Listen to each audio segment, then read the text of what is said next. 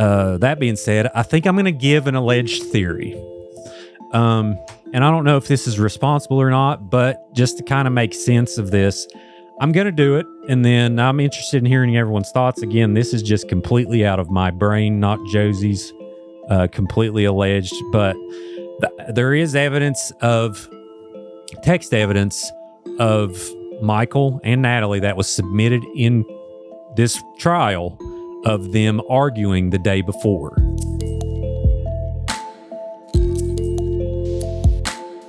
Welcome to Creepalachia. It is all about days 7 through now, kind of, with the Natalie Cochran trial today. Joined in studio with the amazingly talented Jozy Moore. I've been pronouncing it wrong, y'all, so you know, Jozy. My accent is a little tough, but welcome. Thank you. So Jozy was there days 7, 8, 9. 9 was the last day, right? Yeah, I was there every day covering it for the Register Herald newspaper. So yep. Any day you think of, I was there. Yep, she's there the whole time. And we're just going to get right into it because this is going to last for 24 hours if we don't just get going. Yeah. So again, we have episodes already we actually have a pre-trial episode. We've got a comprehensive timeline of 2018 to 2024 that is very interesting. And also we have an audio version of days 1 through 6, which is about 3 hours long, where Jozy works through all the timelines, all the texts that are relative to this. So yeah, day 7, Jozy, where do we start? I'm trying to think of who even it all blends together. Sure. Yeah. So I'm going to bring up some research here while you're talking. It's so hard. I think by day 7 had the prosecution started. Yeah. I tell you what would be good while I'm looking up the witness list. Well, day 7 was the defense. That was the defense, right? Or was that day 6? Okay. I'll stop rambling. How was your experience? Let's go with that first. I mean, overall, so this is the second murder trial that I've covered. And obviously the first one was not covered by Court TV. So this was interesting with the amount of media interest that this case got, not just the local TV stations, but also we had ABC, Dateline, Court TV was there. So that kind of added another layer to it. And also this was the first time having Court TV there that I could actually watch the defendant for the entire trial. Right. Because where I was situated, I sat right behind their monitors. So I got to see Natalie's face throughout the entire trial, which typically you just have to look at their back. And so that was kind of an interesting dynamic to watch that play out. And for me, watching it in person, it's a little bit different than seeing it on a screen, right? Because you see, like, when there's a break, you see kind of like the attorneys interacting in like a friendly manner, which you would think that they like hate each other. Right. But they're all like somewhat colleagues in a way. Professional. Right. Professional colleagues. And so, you know, they would have like little banter or little jokes or just anything kind of like, okay, we're moving on. So it was an interesting dynamic to go from they're kind of at each other's throats while they're questioning and then, you know, turn that off and just act like normal attorneys, I guess, in a sense. Yep, which is great, except for Operation Fingergate, which we'll talk about here later. We'll clarify. We got to clarify though for the Operation Fingergate followers. Basically, they caught Victor giving the finger on video, and but the judge and the jury were not. The judge and the jury were not they were not in the courtroom. We basically narrowed it down to a photographer that potentially took an unflattering photo. Yeah, it was our photographer and Rick Barbero with the Register Herald. He's been there for decades. Him and actually Stanley are good buddies. They like golf together. And so if you look at it, Stanley makes a joke to Matthew. And then Matthew looks in the corner where a photographer is and gives him the finger. Right. Apparently, our photographer Rick had gotten a photo of like Matthew scratching his head, and he said he looked stupid or something. Matthew had complained about it, and they had joked about it all day, like, "Oh, you take the most unflattering pictures of me." Again, like, you know, you're behind the bench with your client, like, you shouldn't have done that. But yeah, I think it was meant as a joke. It was not meant to offend, but given the circumstances, he should have known better. I'll say this: I wasn't offended by it. But it was extremely unprofessional, and especially it was before the mercy verdict. Yeah. So I think that's why people were trying to paint this picture of what it could have been. Yeah, and obviously people have their perception of Matthew from what they've seen of him. You know, nobody knows him outside of the courtroom. They've just seen him defending Natalie. So I think people had their perception of him, and him giving the finger kind of fit that perception. Sure. And it's hard to kind of rationalize that. Yeah. It wasn't intended as offense. It was just unprofessional. Yeah. And, you know, lawyers around here aren't used to all this national coverage and, you know, 7 cameras on at once. But, and I'll say too, like, I have nothing against Matthew Victor personally. I've heard from people that he actually, you know, is a kind of a likable guy and they get along. And, you know, I don't think he should catch any heat personally from this. I just disagree with how he tried this case. And again, I'm not a lawyer, but yeah. So again, so y'all will know Operation Fingergate was a photographer. The judge was not in the room. The jury was not in the room. So yeah. Ironically, though, our photographer did not catch that. Right. Well, I mean, yeah, I don't think he did it while he didn't get a picture of it. So, because I was like, you know, we need to, if we have it, but I actually didn't catch it. Yeah, it would have been funnier if the photographer was looking and he did it on purpose, you know. Yeah. So it was, you know. But anyway, super unprofessional. But we're going to move on here. So we did do day 6. So day 6 was actually witnesses starting for the defense, which we already did. Right. Like Treadway was for the defense and the kids. Yeah, the kids. Mm-hmm.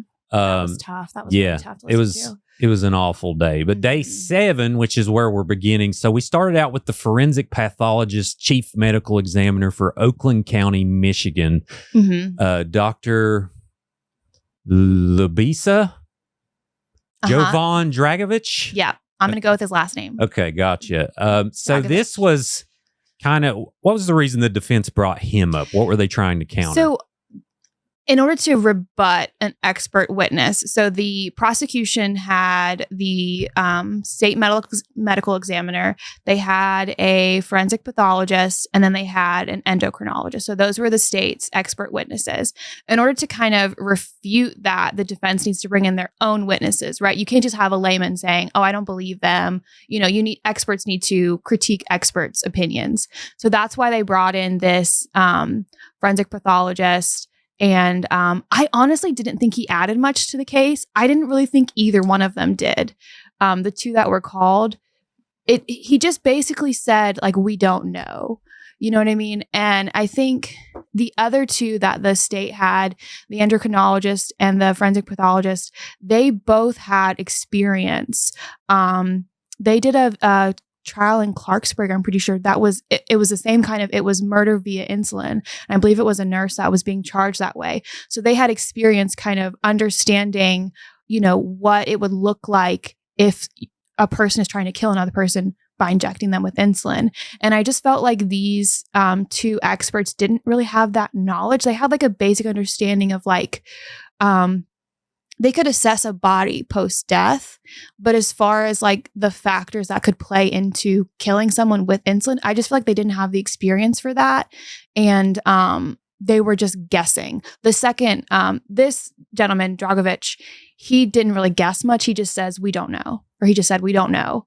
But the second expert, what was her name? Was he, now with Dragovich, was he mentioning, was he saying that the pancreas was too decomposed to even tell if they had tumors? Was that what he was mentioning, or was that somebody else? That was, I think the defense brought it up. It was Stanley. So Stanley did all of the questioning of the medical experts for both sides. And that was one point that he really honed in on, was the pancreas, saying that like, if you have a tumor on your pancreas, that it can cause, you know, your blood sugar to drop and have the effects basically of being injected with insulin.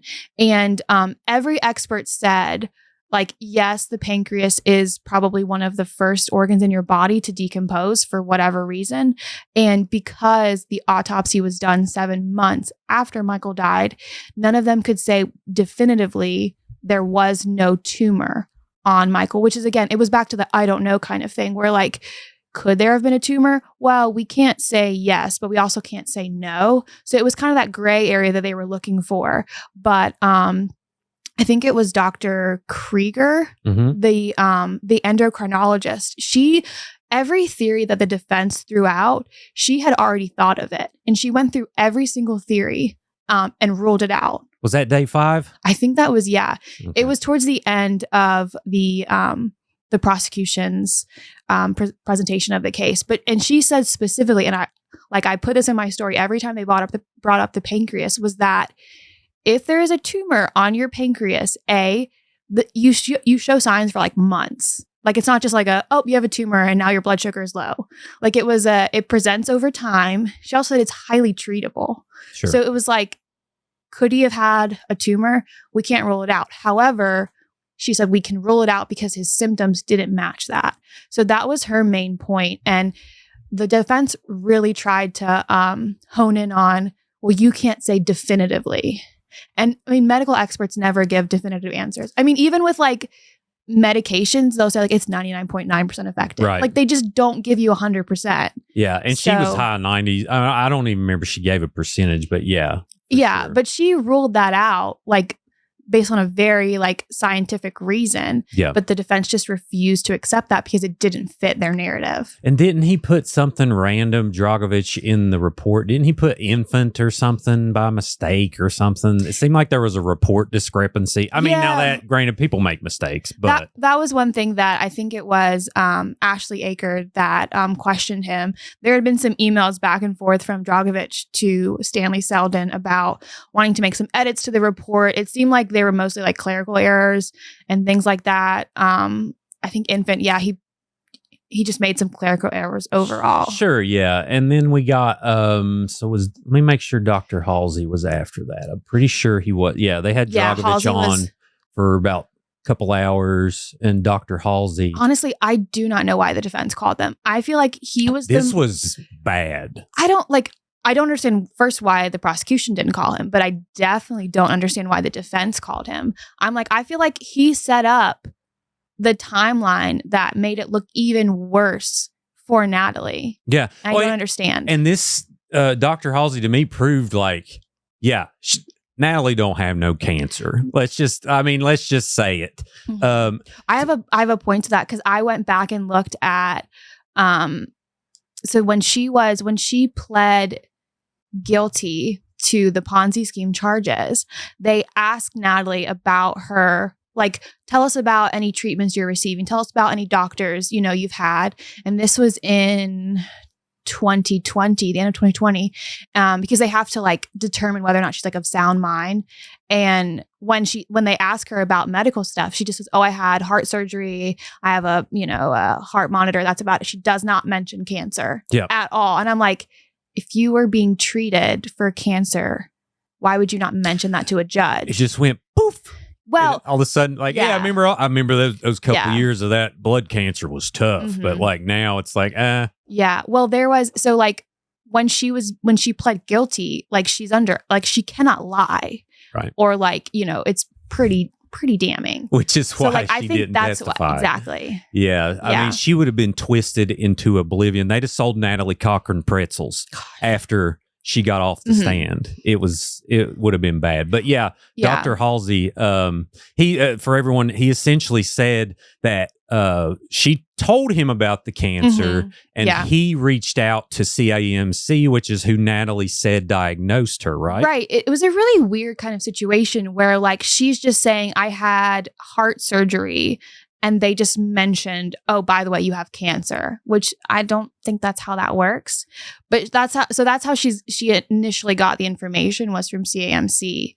And then from there, as Stanley would said, she was investigating her cancer, right? That's how Stanley was putting it. Yeah. She was that's why there's no documents, because she was just investigating. But yeah, it was really interesting to hear Halsey say, like, I mean, granted, it is difficult sometimes to get records from other institutions, especially if they're not local. But the fact that he couldn't get anything, and the fact that she didn't just present him, like, if this is my primary care doctor, I'm like, please help me, right? Here's everything I was told. I don't understand any of this. Like, but that was not. Yeah, it didn't quite go that way. Yeah. I mean, if she'd have presented that would have been heavy in the deciding factor. Like, because HIPAA doesn't care. They're like, you can tell anyone anything you want. Take your records, put them online. Who cares? Well, I think he would have been the witness too, to be able to, because you can't just present evidence. Like, you have to have a reason to connect the evidence with the witness. So I think he would have been the one too to say, well, here is her records that you should have received and you didn't. Here's where it says that she has cancer. You know, obviously, if she had taken the stand, she could have been like, oh, here's my records, but she didn't. Sure, yeah. But I think Halsey, they could have, if she had cancer, they could have introduced it with proof. Yep. But they didn't do that. And for those who don't know why this is so important to establish that she didn't have cancer, and that's what this done for me, is because that essentially paints Natalie as a humongous liar. Oh, yeah. And there were and this happened post-death of Michael, where she announced. Well, no, so she actually announced it previously, because their text message, it wasn't too long after. I think maybe January or so, because there are text messages between her and Stephanie where she's saying, oh, by the way, I was just diagnosed with cancer. Oh, okay, gotcha. Yeah. And two, on this, a lot of people didn't realize that there were mountains of text messages that were admitted into evidence that we just didn't hear about. If you go back and watch when the prosecution was interviewing Stephanie, they hand Stephanie an entire binder of text messages and say, go through this. What are these? And she's flipping through a binder. And I think we only saw maybe 4 or 5 pages, but all of that evidence was admitted. They just didn't go through it. Which personally, I'd have been like, let's spend the next 2 hours reading all these text messages. Oh, yeah. But that wasn't what they did, obviously. Yeah. Well, and I'm sure, which, like we mentioned, I don't think there was a time limit, but even still, no, it was being proven pretty quickly with minimal text messages. But there's also other messages from Michael in there we didn't hear about. Yeah. There's all kinds of things that the jury would have had access to. I think in a way, too, the way that they set up their strategy, Natalie had mentioned, like, very, very early on that she would testify. She told the judge that she would testify. So at that point, the prosecution, I mean, I'm sure they were before, but they were really honing in on what questions are we going to ask Natalie? And that's where a lot of the text messages would have come into play, as if she had testified. They could have just been like, who are these messages from and to? Oh, they're from you and Michael. Let's go over them. But, we didn't have that. So I think they had a little bit more difficulty entering those text messages, just because they didn't have a direct way to do that. Because obviously, Michael is dead and he can't testify. Sure. Yeah. They're kind of weaving a narrative. I mean, the narrative is the truth on the prosecutor's side, but they got to kind of weave and not confuse the jury too throughout all of these days, which is probably, very traumatic for the jury too. I mean, because these are neighbors. I'm sure people know these people. Right. And they don't have the outlet too, because not only can they not discuss it with their family members, they can't discuss it with each other. So when they go on break, they have to talk about, like, the weather, sports. They cannot discuss, or I guess the word would be, they cannot deliberate about anything involved in the case until the judge releases them to do so. Deliberation. So, yeah.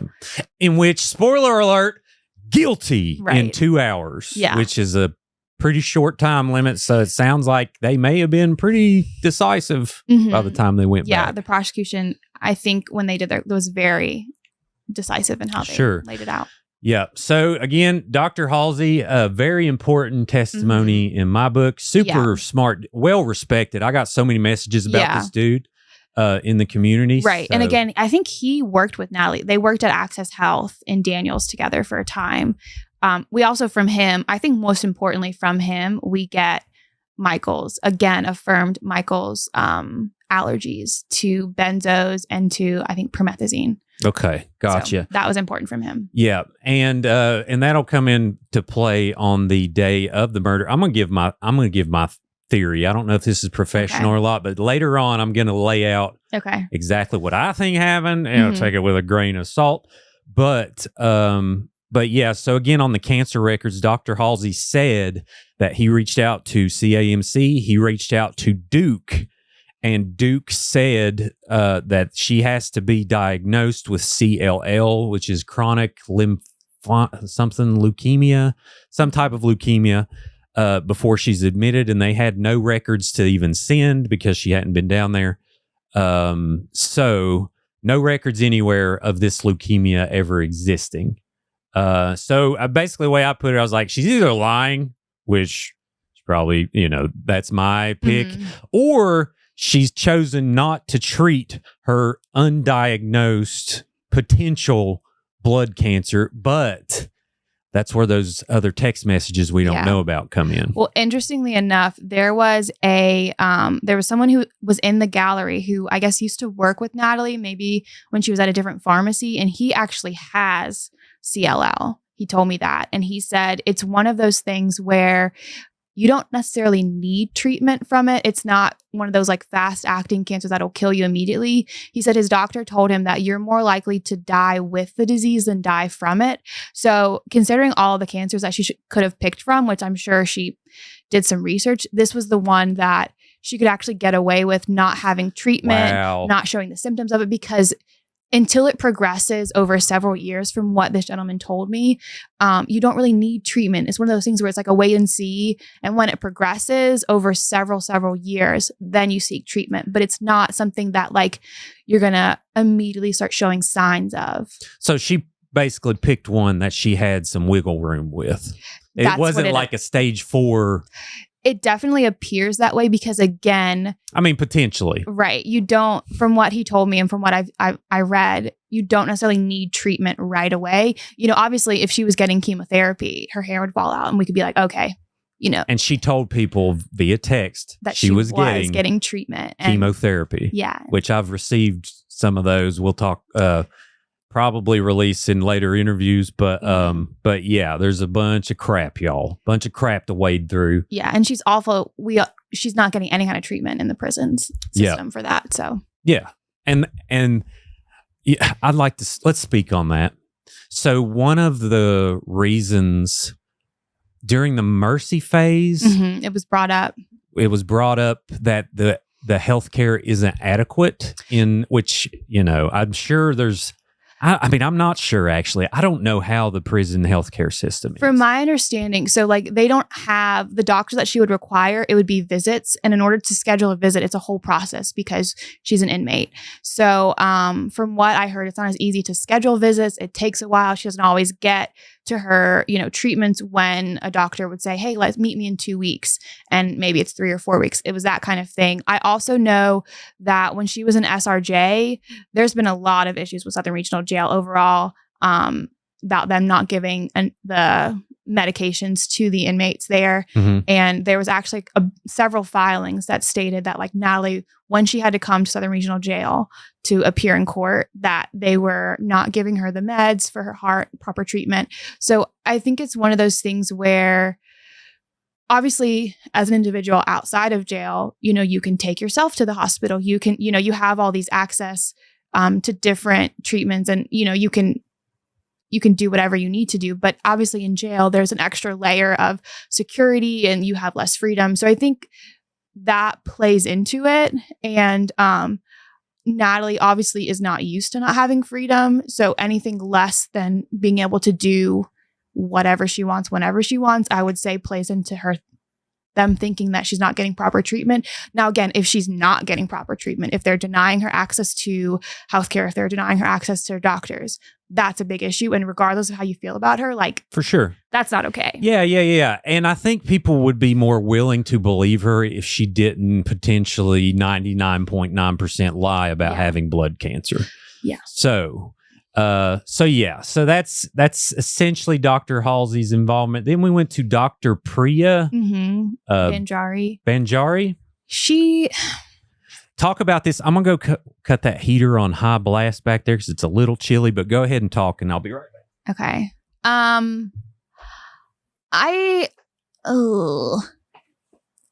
I feel like she has a business being an expert witness. That's like her whole thing is she gets hired to be an expert witness in court cases.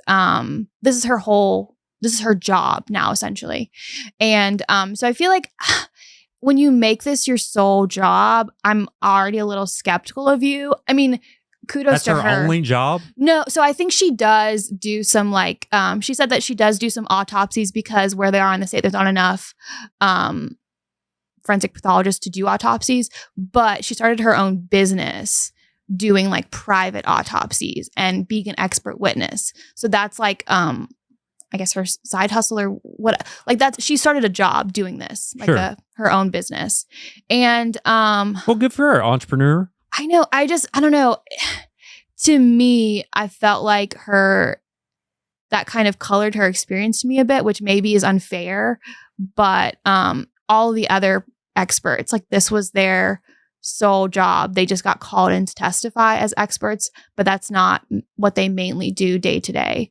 And what bothered me about her was the fact that she really questioned the prosecution's expert witnesses. She really went after Dr. Uribe and said that he gave his opinion and that was unprofessional. And like she wanted to discredit anything Dr. Uribe said because she felt like it was too opinionated.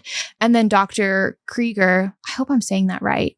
Sounds right. Is it Krieger or Kreiber? Oh, it might be Kreiber. Dang it.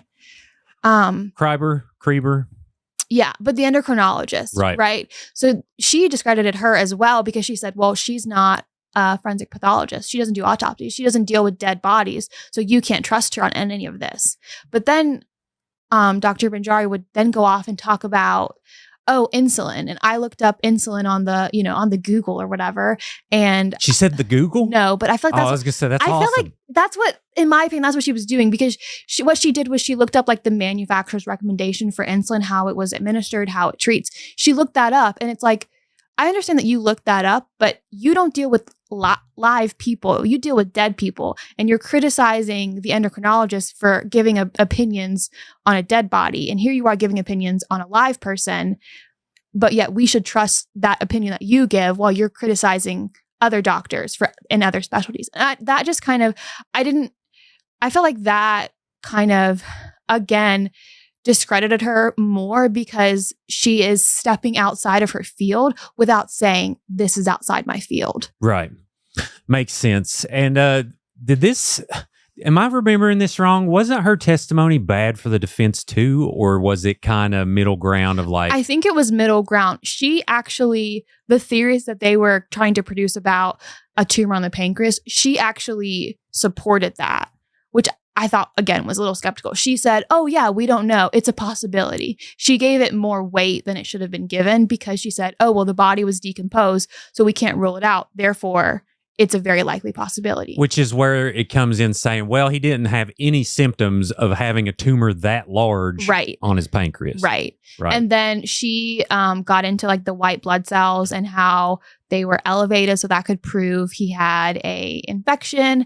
And I forget how the endocrinologist described it, but she ruled it out scientifically again as they were high because of his other symptoms related to the insulin injection. But she just, any little instance that you could question that they found in Michael's body, she took it and ran with it. Right. In my opinion. Yeah. Yeah. But I mean, that was her job. It was interesting though. Sure. She got the case about 2 weeks ago. So after all of the prosecution's medical experts had done their entire review, so they'd probably done it like a year or two ago. She got all of that evidence together and then made her report like a month or so ago. Right. And then she also listened to all of their testimony beforehand. Yeah.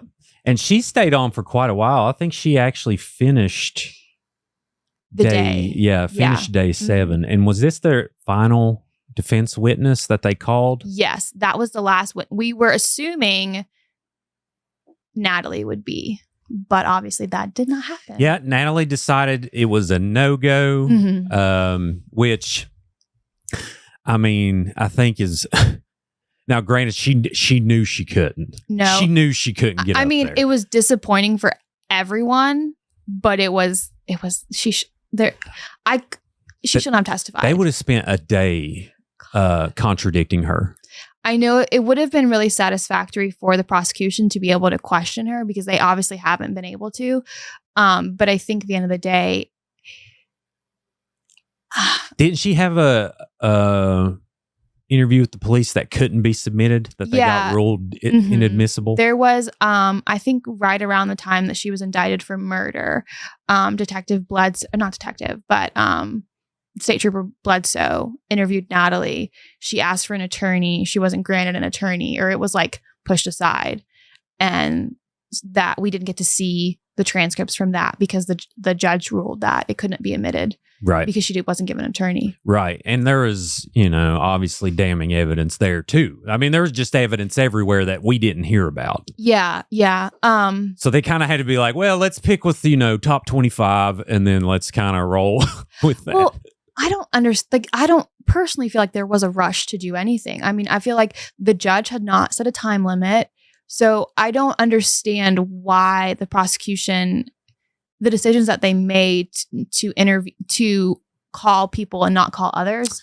But I mean, that's something that you'd have to, like, as far as their strategy goes, because it doesn't seem like there was a time limit. Obviously, the judge didn't want to hold the jury for a month. Yeah. But so maybe that was part of it, that, the longer you hold a jury, the more anxious they get. But trials have gone on for 7+ weeks before. Sure. Yeah. And that's something, I know I announced this on Facebook, but everyone, I will currently be thankful to have Ashley Akert and Tom Truman in studio. So nice. I'll definitely talk to him. I'm not gonna spoil what I'm gonna do. I'm gonna do it. Y'all need to listen. Okay. And then it'll be a very interesting conversation. You should give her a nice PowerPoint presentation. Yeah. Oh, that'd be hilarious. Give her like a little kudos. I'll get my daughter to make one. She could do that. Yeah. Really good. I'm gonna be like it'll be like an hour of telling them how awesome they are and like 15 minutes of the case. No, I'm kidding. I'm gonna ask them all kinds of things, and we're going to have a real good conversation. Very grateful to have him coming in the studio. So be sure to subscribe to the channel, like the video, and all that good stuff, and hang around. So we wrap up day 7 with Dr. Priya, and then it's so late in the day that Judge Kirk asks if the jury wants to go ahead and give the verdict, or if they want to deliberate. No, So the defense doesn't rest this day, but they didn't. Okay. They do say that they don't have any witnesses because we find out that Natalie's not going to testify. So the next thing would be at the very end of the day, the Tom tells the judge, "Hey, I have a rebuttal witness." So if the defense decides to rest the following day, I'll have a rebuttal witness. Then you get into closings. That's right. Yeah, and then, I'm fast forwarding so far. I'm just so excited. But because the rebuttal witness and then the closings took the remainder of day 8. Yeah, and the rebuttal witness was Robert Heinzman, and they planned on, because we thought, and I think they made a great choice here. Well, at least I thought that they were going to rebut the fact that there was mentioning of him being a bad father. So I thought that they were going to bring in, maybe a friend who coached their kid or something like that. But they brought in Robert Heinzman. Yeah. And the reason being, and correct me if I'm wrong, was to prove that Michael had nothing to do with the financial scheme. Right. Is that so correct? it was to rebut the testimony of the kids, because the kids, again, were 11 and 13 at the time. From their viewpoint, Natalie was not involved in any of the in the business, the tactical solutions group. She wasn't involved in it. All they saw was their father looking at contracts. So to their testimony, Michael was the one running the scheme and not their mother. And I think they wanted to clear that up. And also, because I pointed this out in one of my stories, I remember when they were interviewing Bledsoe and they said, show me the text messages that prove that Michael was innocent. Show me the text messages. And I quoted that. And I also said, like, they have not shown any text messages from Natalie and Michael.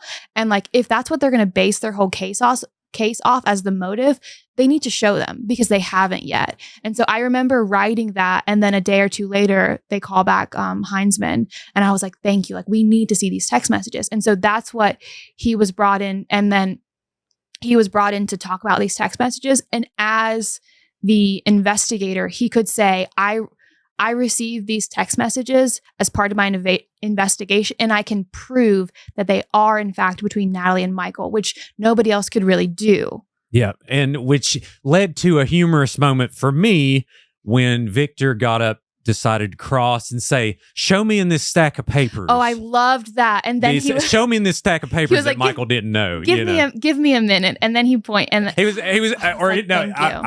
like, I mean, there's like 1,000 pages. You want me to look? And he's like, yes, yeah. Go ahead and look. And the judge is like, okay, you can have a minute. Like, and then he was like, page 7, page 24, page. Yeah, that was my favorite part. Just because, again, both of these investigators have said the text messages prove Michael is innocent. The text messages prove, and we're like, okay, well, like, let's see him. And then, so he finally presented them, and it's over and over again of Natalie saying, we're getting $2 million, we're getting $24 million, we're getting, all this money coming in. Yep. She's the one saying it's going to come from this bank. And then when it's not coming in, she's saying, oh, I just talked to Bank of America. I just talked, so she's doing all of the contacts with the banks, with the supposed contractors. Yep. She's doing all of this, and Michael's just receiving these messages. And I think what was really important is what Ashley Aker brought up in her closing, was saying, like, there's one point where Michael's texts Natalie and says, this does not make sense. Why don't we have this money? Your explanation does not make sense. Yep. So, and that's what he's pointing at too, is, Michael's, I mean, unless you want to get really deep into a conspiracy and say that, like, they planned these text messages to kind of paint Michael as innocent, just in the off chance that Natalie was caught. But I mean, that's just not plausible. That makes no sense. But that's the only way that you can explain why Michael is asking these questions, why he has no idea what's going on, and why Natalie has all this information. Yep. And he's basically saying, this is when the Betsy Britland revelation came through. I saw what you do with that. Yeah. Yeah. So for those who don't know, I did a whole video on this, like a little short video, but Betsy Britland was a figment of Natalie Cochran's imagination, who worked for the government with weapons contracts. And this was brought up during Robert Heinzman's rebut. I guess I don't know if that's the word, but so he, Natalie would say, yeah, Betsy said the ACH is coming Thursday. It's X amount of dollars, Yeah. Then Thursday would happen. She said, oh, Betsy said, no, it'll be next week. And good old Betsy. Yeah. Then Michael would be like, shh. But I think Betsy got up. She was brought up initially with the audit. Yeah. It's like, oh, Betsy says the audit's, going to be done soon, or, whatever. Yeah. Yeah. And so the interesting part there, just a fast forward of the story, is, so I made a post to the community about Betsy Britland, and I said, hey, funny, Natalie actually made up this character. Her name's Betsy Britland, and I spelled it wrong because I thought he said Britland. And then someone got on and commented, shout out Dave, that said, fun fact, I actually went to church with Natalie and her family, and there was a real nice, there was an old lady there that passed away, and guess what her name was? And then he did the drum roll version of text, which is just like 12 dots, Betsy Britland. And then he said, not only that, here's her obituary. And then he shares the obituary of her dying in October of 2018. And she apparently didn't have a lot of family. So say what you want there. It hadn't been proven that she picked this Betsy, but poor Betsy. It's a pretty unique name. Yeah, poor Betsy. Rest in peace. She didn't have a service.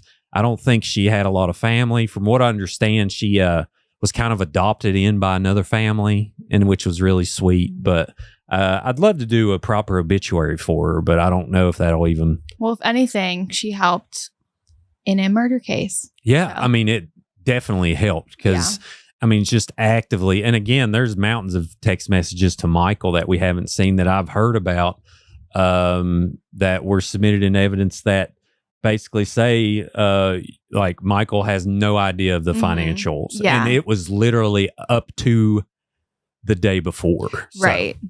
Well, I think too, you have to remember that like this was already, she pled guilty to all of this. And in her guilty plea, she goes back and forth. Like she ends up blaming Michael, saying, I did all this because Michael wanted money or whatever. But she does admit to being the one who did everything. Sure. She admits to the wire fraud. She admits to the money laundering, which we should get into exactly what she said during her guilty plea, because I don't. Yeah. What did she say? Let's go back there. Okay. So it's so.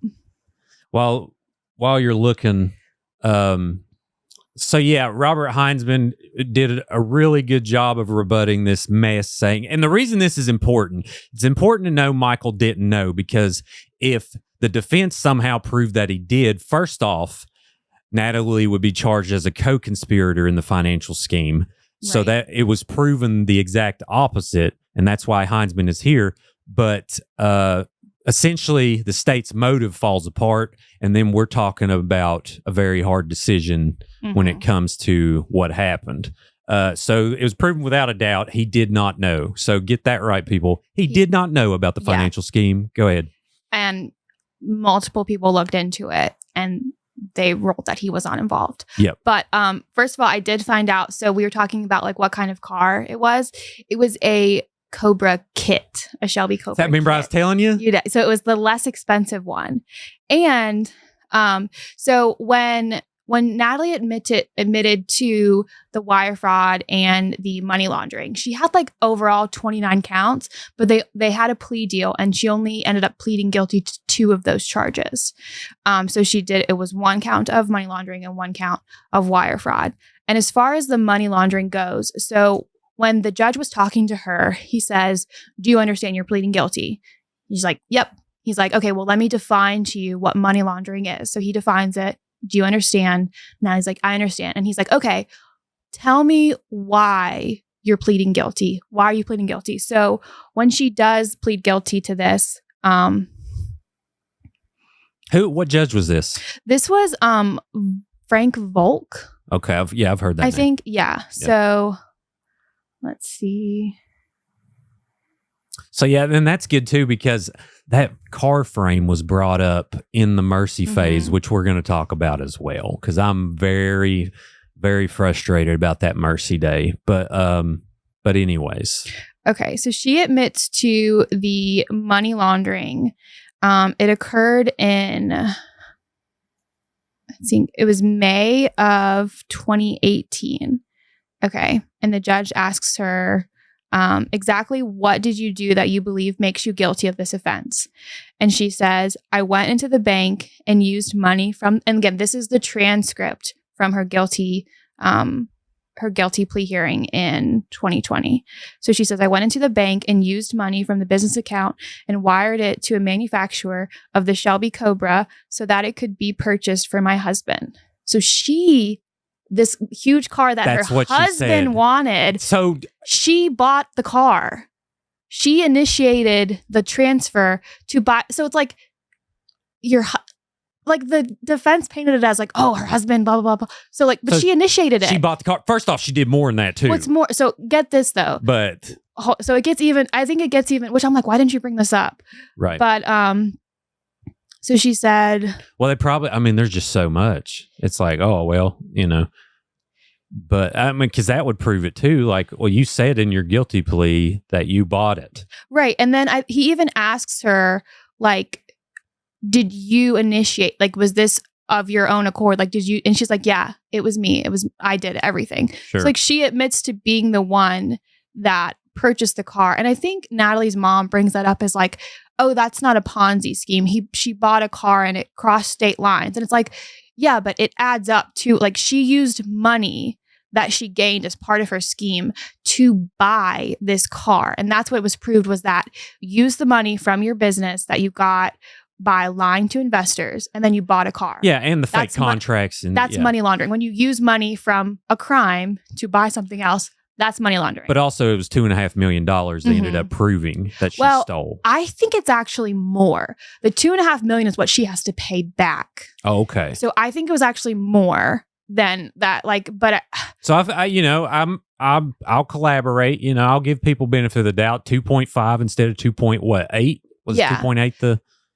The amount varied, but I think 2.5 is what they ended up saying that that's what she's going to have to pay back. That's what they amounted to as her scheme, because there was if you go back, it talks about Penny, her sister giving her money. Well, in the court transcripts where they talk about all the money that she's owes to people, I don't even think Penny was in there. So I think it was maybe everyone that filed a claim wanting money, they added that to the total, but there was more people that she took from. Oh, yeah. When they had bank statements of here's where I gave the money, and then here's what I received, which is zero. Yeah.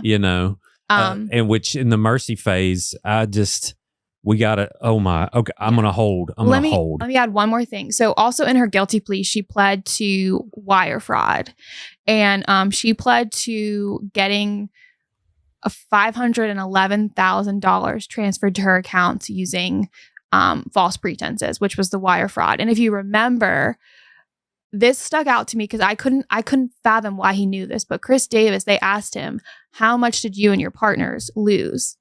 That was an exact amount. That's the first thing I thought about. It's really interesting. So she actually pled guilty to getting this money by, selling illegal contracts. And Chris Davis, she's in jail because she pled guilty to what she did to Chris Davis. So it kind of feels like a little vindication for him because of all the charges that she had. She pled guilty specifically to what she did to him and his business partners. Wow. Yep.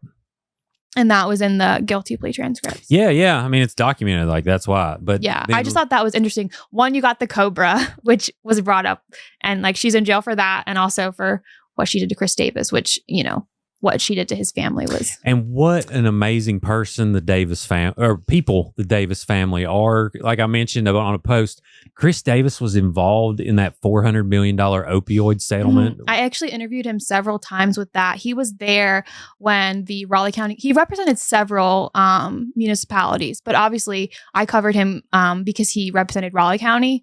So, I was there when he came in from Charleston with a check for over $1 million for the county commission. That was their first opioid settlement check. Yeah. So that was a big deal. Obviously, people want to talk about, the defense obviously called his reputation into question, but I think that goes to show if a county commission is going to trust you in a very serious settlement that could potentially change, the county and result in a lot of good. I think that says something if you're their selected attorney. Yeah. And he, again, represented multiple municipalities. I talked to him on the phone, and he was exactly who I thought he was. It's exactly the person nice. I thought he would be. Yeah, so nice. But yeah, I mean, this was Michael's his best friend. And also they were friends with Natalie. So it was, they stood up and said, I'm going to let truth guide my decision here. And we're just going to see what happens. And I think I understood. I would have liked Jennifer to have spoke against his wife, Chris Davis's wife, but I think it was too difficult. I mean, honestly, because you have to remember, Natalie got insulin from Jennifer, and that insulin is now being said that is what caused Michael's death. I can't imagine the regret. What that was like for the family. One of the witnesses got up and said that it was the Hamiltons. He said, my wife is being attacked now because she is a medical professional, and they're saying that she should have saved Michael, should have known better. And I don't think people realize that situation. I mean, it was crafted in a way by Natalie to kind of ensure that Michael didn't get treatment, but that she had all these excuses. And I think as a friend, you want to think the best of someone. Yep. And I'm obviously, if they could go back, I know they would change it, but I think they feel guilty, and there's nothing they can do about it. And here's the thing. We all like to play, couch quarterback or whatever. And I know for a fact, Natalie's a cult leader. And this is what we're seeing. And nobody knows that you're in it until you're in it. And then there's this environment that Natalie has created with everyone she's ever known. And we don't know what was said when they went to that house. We don't know what kind of salesmanship Natalie put on. We don't know. And I know for a fact these are great people. Yeah. They're really struggling. They really are. And I mean, it was proven too that Natalie has been a manipulator for years. I mean, the Ponzi scheme went on for at least 2 years, year and a half, something like that. But I mean, she was able to convince Chris Davis and his partners to give over $500,000. Obviously, she can craft a really good story. And this is a highly productive, highly functioning dude. And also, if you're friends with someone like this and you have never been given an indication to not trust them, why in this situation would you all of a sudden question them? You know what I mean? Like you trust that they love their husband, that they want the best for them. If they're telling you he's fine, even if it goes against what you might believe in, you have no reason to really doubt them. Yeah. And how about, the amazing courage for Jennifer, especially, like y'all don't be hard on Jennifer because I'll tell you, West Virginians, West Virginians, I told y'all a story about how I crowdfunded insulin. Yeah. For, Right. And if you remember from the text messages too, she was like, can I get you more Diet Coke? I got you some Propel. Like she was doing anything and everything that she could to help her sick friend. Yep. Yes, the insulin, she gave her that to help. But I mean, she did other things too. Like she was like checking on her throughout the day. She was trying to be the very best friend that she could be. And I think that kind of gets missed in all of this is like, oh, well, she gave her insulin. So that, that means whatever you want to say about her. But she was just trying to be a good friend. And I think in most people, if you had the ability to help someone, you would give them whatever they needed. Yeah. And they didn't know she's a murderer. No. I mean, why would you ever assume that? Why would you think assume that? Because you're in this world that Natalie has created of, just webs and webs of lies. But behind closed doors, what ultimately got Michael murdered is he figured it out. Yeah. And then, here we are. It's really sad to me, the way that Michael has been portrayed by the family, by Natalie's family, by Natalie herself. I mean, during her sentencing in 2021 for the Ponzi scheme, she starts out by apologizing. Oh, I'm so sorry. But then she goes into immediately, Michael did steroids. Michael was aggressive. Michael was abusive. She blames Michael for so much of it. And she even goes on to say like, me and my kids have really talked about it and we've really come together. And, we know that Michael had a disease and Michael was struggling. Like, so she's admitting to talking to her kids about Michael and his supposed steroid use and how, that is the reason that he died. And I think that's what's really sad is that not a single one of his friends said that he used steroids. Not a single one was like, oh yeah, I saw him inject insulin. No, they said he was a health nut and he took supplements. Yeah. And which is like standard, like I'm a health nut. Well, not a health nut, but I do take supplements. So it's not, creatine and vitamins is a thing. It's right. Not that and big I mean, a deal. like you buy us at like at our mall, we have a GNC, you buy all that stuff there. But obviously it was very clear that at home, Michael's steroid use was discussed frequently after he died. And so it was obviously, I don't want to say planted, but it was very prevalent they were going to point to that as Michael's cause of death. And his build, he wasn't a bodybuilder. He was super athletic. Bodybuilders are a different thing. I think, I felt... I didn't know how to get into it because I'm like bodybuilders. They're like people that like they tan themselves and they wear like a little swimsuit and do they competitions and they do the whole thing. And I think they use that term kind of very, very loosely when in actuality he was just, he did like strongman competitions or he just, it seemed like to me he was just a dude really into his health. He liked to be fit and he liked to show off that he was fit. Yeah. That was my perception of him. And that's it. And then it just, I feel so bad for her family because I I'm witnessing brainwashing. I'll just say it. Mhm. I'm witnessing brainwashing. I think these are great people that are coming off very, very bad because of the lies that they have been sunk into. I think to a certain extent, you can not excuse her kids, but understand Yes. that, like, so when Natalie was charged with the Ponzi scheme, she was at home. So she was between like 2020 and like for a year before she was sentenced. She was on home confinement. She was with her kids. They were with her all the time. They just lost their dad. You know, obviously, if you lose one parent, you're going to cling on to another one. So they had all this time with her. And she's obviously talked about saying like, oh yeah, we talked about Michael and his steroid use.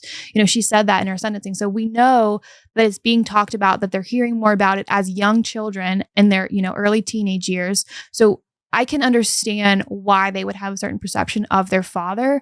But the parents, I really think Natalie's parents, they just don't want to believe the worst in her, especially her mother. And enabling. I mean, her mother, Natalie's mom, Daphne, had actually called the newspaper before and wanted a correction because she said, you said that my daughter was charged of a Ponzi scheme, and she was not charged of a Ponzi scheme. She was charged with wire fraud and money laundering. She was very, very adamant that that was not a Ponzi scheme. That's what it is. Exactly. And well, you heard it when she did the mercy phase that she was like, it wasn't a Ponzi scheme. It was a car that she got across state. She hasn't accepted the fact that her daughter committed a Ponzi scheme. Yep. And so I think if you can accept that fact, then you obviously aren't going to accept that your daughter killed her husband. So I don't know why, but I guess maybe it's like a mom thing where like you just don't want to think the worst of your kid. But it's very, very clear that they have not accepted any of Natalie's actions. I'll say it. It's enabling. So basically, it's the biggest case of enabling we've probably ever seen on record. And if you don't know what enabling is, I kind of explained this on another show. Like, think of Natalie as a seed in a pot of soil. Enabling is the water and the sunshine that sprouts this thing out of this pot.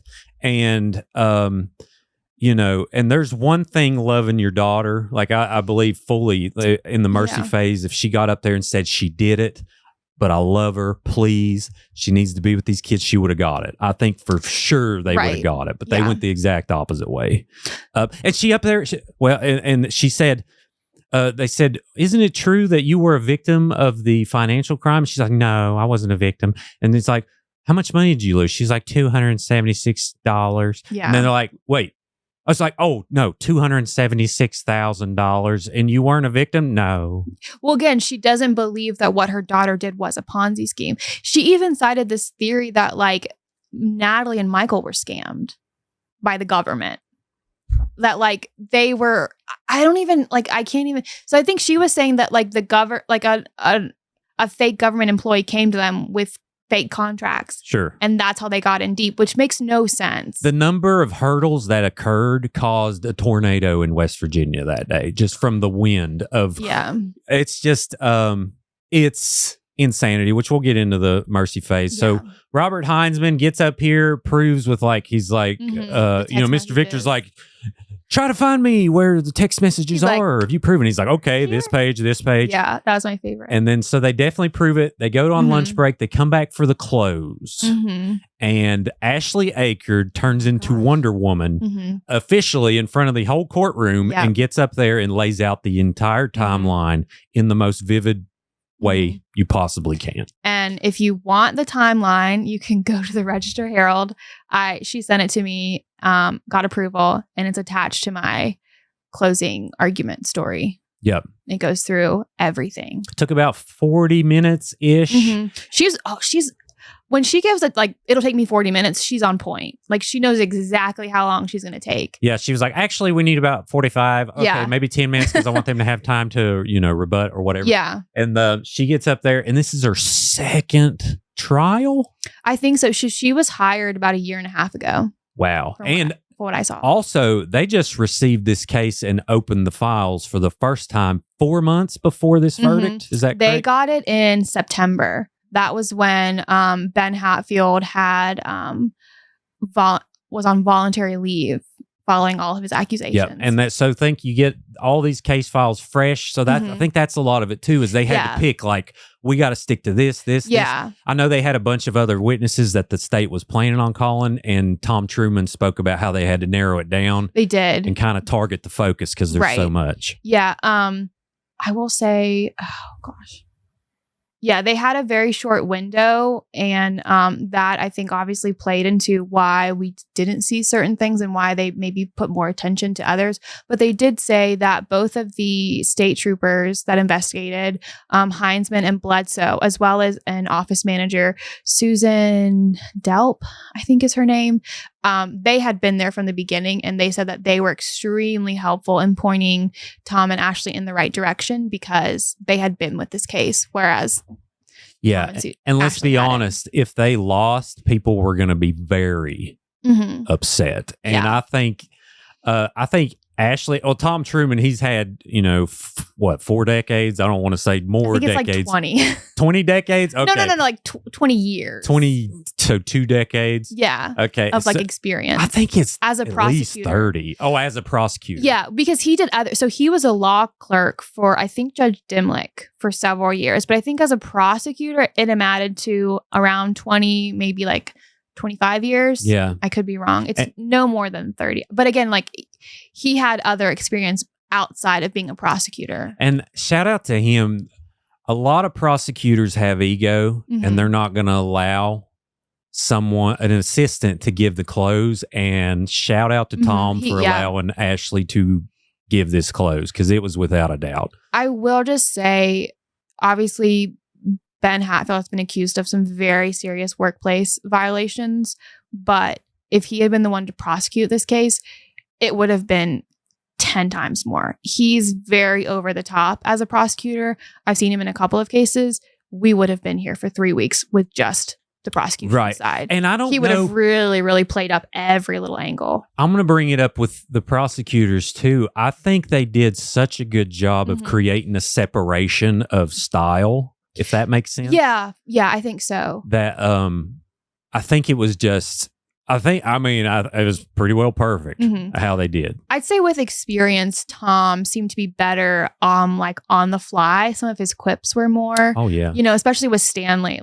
He seemed more relaxed in the position, while Ashley, which honestly, this would have been me. I would have had all my questions written out. And I think she was more planned out in the way that she went through things. But even still, when there needed to be objections, when she did her rebuttal, she was very well prepared. But I think you could tell that Tom was maybe more relaxed in the position, while Ashley was really focusing in on making sure she got to every point she needed to. It's just, it's a different style. It comes with experience. But again, they both did a really good job. Yeah. It was, I don't know if yin yang's the word, but they complemented each other's style well. There was a balance of that. Yeah, very good. And then, so Matthew Victor gets up, and it was bad. I'll just say bad.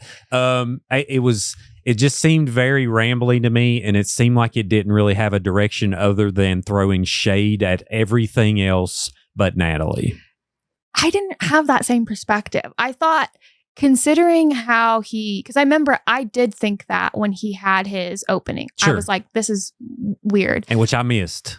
But after everything that they had been through, after the way they had questioned, I don't know if it's just because I had been there too long and I'd worked 12-hour days and I was exhausted, but his closing, it made sense in what they were. Now, again, a lot of the stuff he presented, I didn't believe because I think a lot of it was misconstrued, but he did he was trying to discredit all the prosecution's comments. So it kind of made sense in that way. It was a bit rambly, but I think he was trying to just shove everything at once.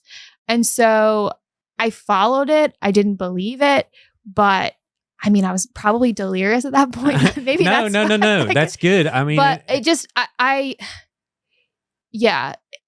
again, I think because you went from Ashley, who had a PowerPoint, to Matthew, who just kind of had certain points that he wanted to hit. Right. It seemed like he was all over the place. Sure. It's just, a different style. And listen, at this point, I was an emotional wreck. I would not be a good lawyer because I just get personal with things. And I try to not relay that in a negative way. But I just.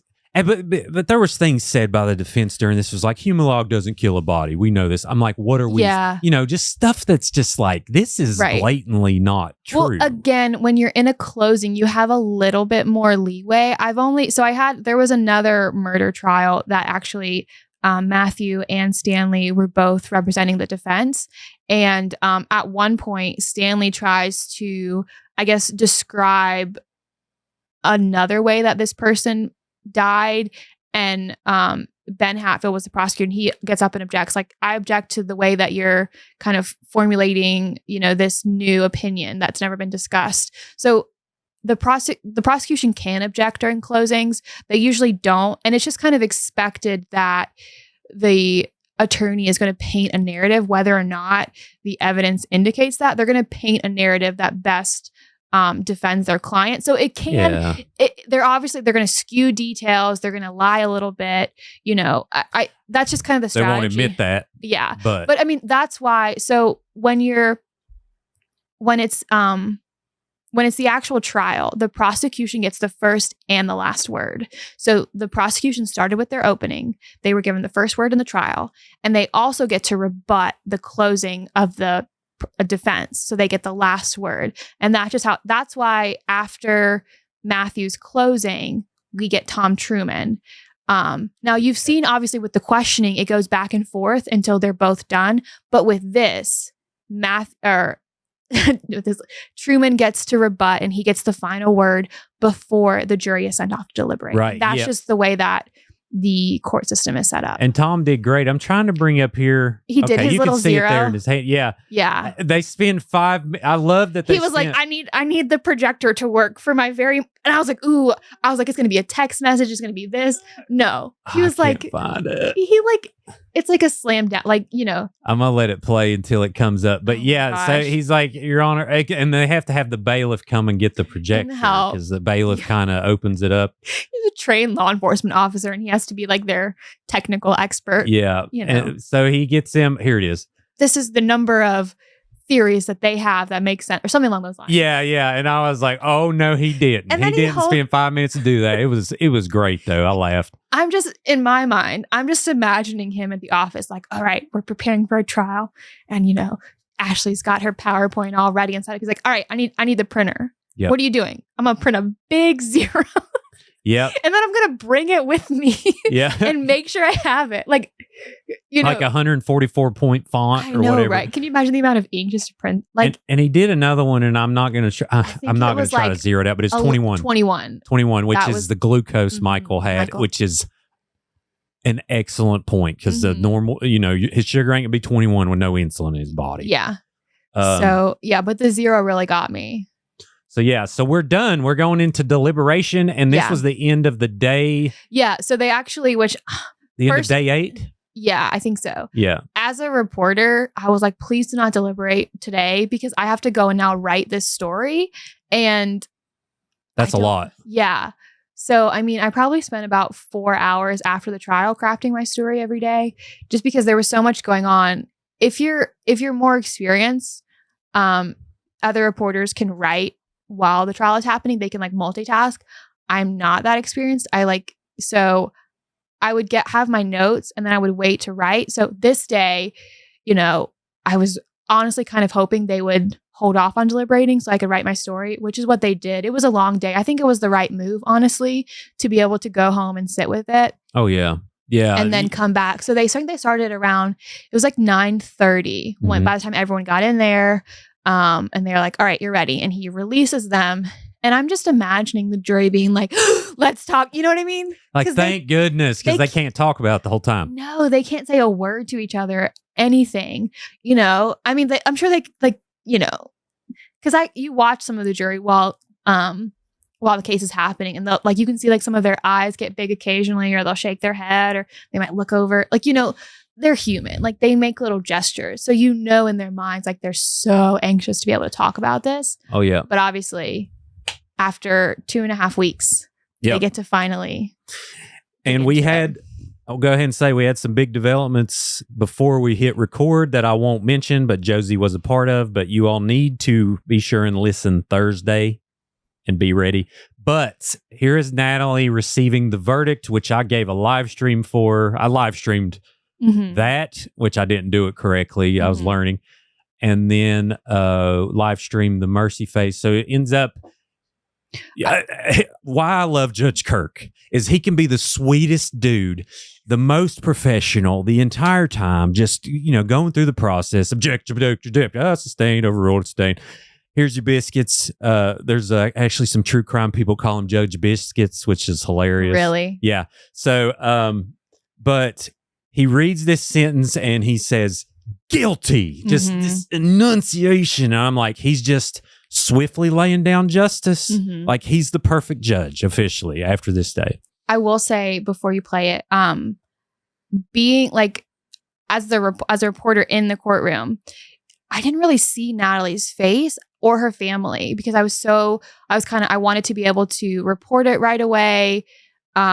And like obviously hear what was happening. So like I kind of got lost in like covering it that I didn't actually get to see, but Court TV was there. So I went back after and like watched her face very closely. And it's very telling when you look at her face that she was not expecting it. She thought she would be innocent. And it just kind of like narcissists do.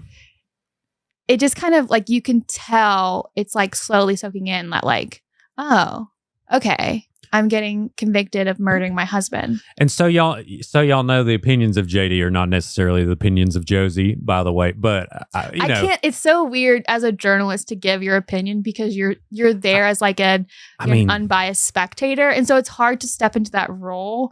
But I think I think my position is kind of needed because you need someone. Commentary. You need someone objective to kind of. Yeah, I'm color commentary, and you're the announcer. In football.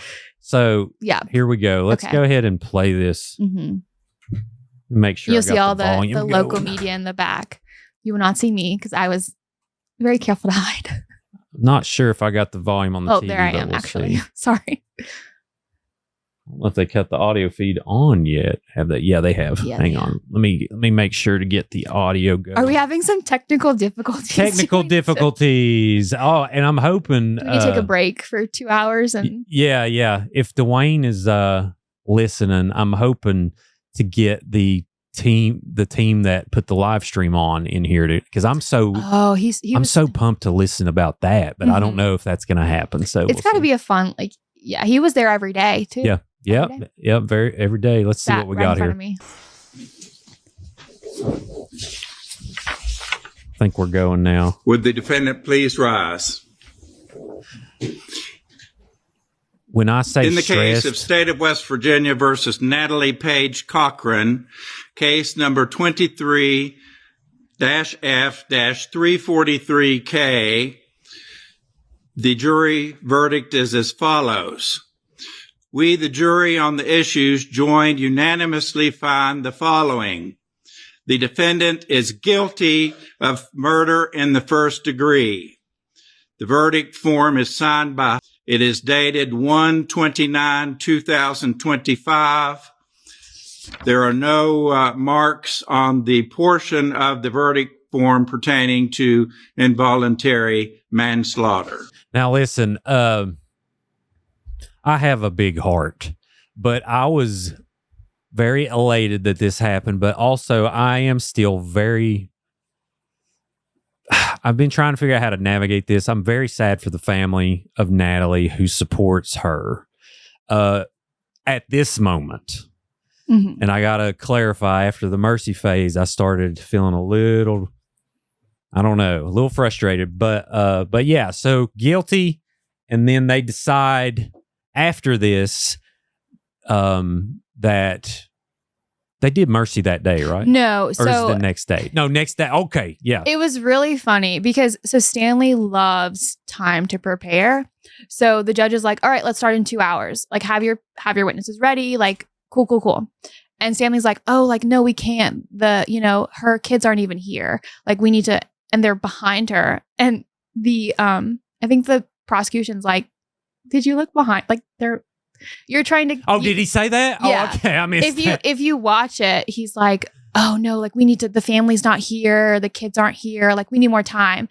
And they're just like, they're right there. I mean, yeah. You know, like you don't need we could have done it. We could have started, at least gotten through half of the witnesses because they were all there. But Sure. he wanted more time, and Sure. it's fine. Honestly, like I think it worked out either way. You got the verdict out of the way.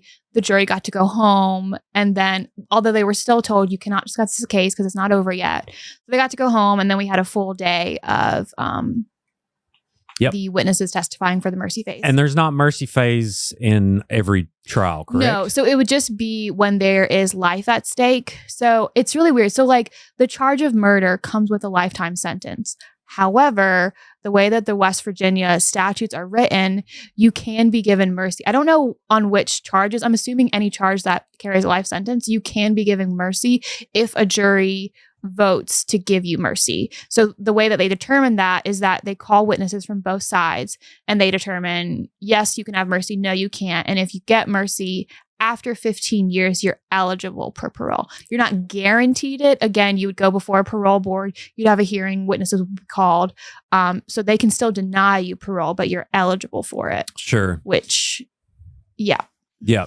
Okay, well, that's good to know because I wasn't sure. I know we've gotten a lot of questions like, why is Mercy up? And they're like, well, it's because she's a mom and this and that. Blah, No, blah. it's part of, again, so referring back to the other case that I did that was also a murder charge, there was also a mercy hearing. Gotcha. It's all dictated by state statute. Everything, if you don't like the way people are charged, if you don't like the sentence that people are given, talk to your legislators because it's all dictated in state code. The judge doesn't have a choice.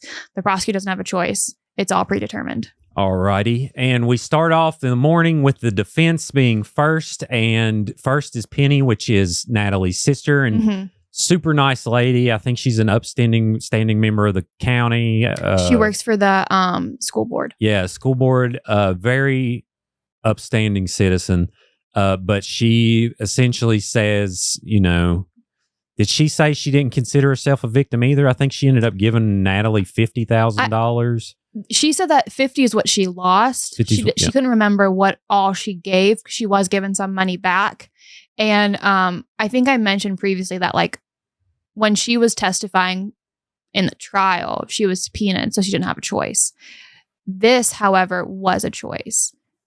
She decided to stand up for her sister. Which, yeah, and y'all, we're not gonna dump on people. I will dump on certain comments that are made later in this, but as far as her, the kids, the dad, everybody's off. Well, Daphne too, to a certain extent. It's not what the goal of this is. So basically, moving on from Penny, we go into the aunt. And now this was a little humorous in some instances because she gave the Jesus would forgive defense. Right. Well, I think we heard that a lot throughout. I think we heard it from Penny as well. And then from most of them, like, well, God forgives, so you should forgive her and not give her a life sentence. And again, the theme throughout was that let's forget about Natalie. This isn't about Natalie. This is about her kids. Her kids deserve to have her in her life, but not behind bars. I agree. So that was the theme also. But again, I don't know if they weren't prepared or they weren't necessarily told, but at this point, Natalie is a convicted murderer. Regardless of, like, she's a convicted murderer. You need to accept that. You need to acknowledge it. And you need to go from there and say, we understand. She murdered her husband. She's very, very sorry. She made a mistake. She got whatever. Got wrapped up in the scheme. That was the thing that they did not. Nobody admitted that she murdered Michael. Nobody did. And that's what lost it because not only that, eventually Daphne basically says that Natalie, not only did she not murder Michael, she didn't commit the financial crime. Yeah. And I don't know if like they didn't fully grasp it, but like if you don't admit that Natalie killed Michael, you're basically telling the jury that they did a crap job. Yeah. You didn't do the right thing. We don't believe you. But now we're asking you to give her mercy, even though we're telling you that you did crap. Like, that's the thing too. It's like, it's the same jury. The same jury found her guilty. They think she's guilty. They have voted and decided she's guilty. So to appeal to them and try to say, oh, she didn't do it. There's no reason for that because it's already been established. And that's the one thing that they just didn't do well, is just to, even if it pains you, even if you don't think it, you're trying to appease a jury. Yeah. You need to say things that, you know. And I get your convince word is them. your bond and this and that, but this is different. It's like, we found this is the truth. Yeah. And there's a mountain of evidence to prove it. And Sharon actually implied that to me, she implied the jury was going to get judged by Jesus and God. And, and I'm just like, oh yeah. It's like, if you don't, like, you should already feel like, she basically was like condemning them all to like hell. Yeah. For their decision. I felt that way. Yeah. It was very evident. And that was kind of the way throughout, that like, oh, are you okay with this? Can you go to bed at night because you just convicted her of murder? Like, it was like, yeah, you can't. Yeah. Again, I'm sure Sharon's a great person, but that ran up. I'm like, come on now. I mean, I understand the strategy behind it.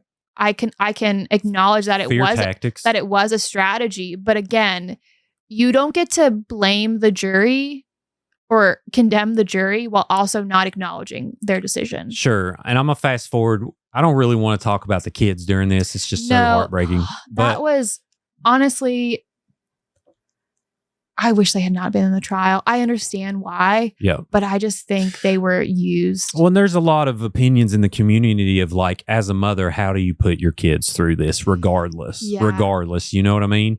But it was really it's evident they love their mom. Yeah. And I mean, I don't think you can fault them for that.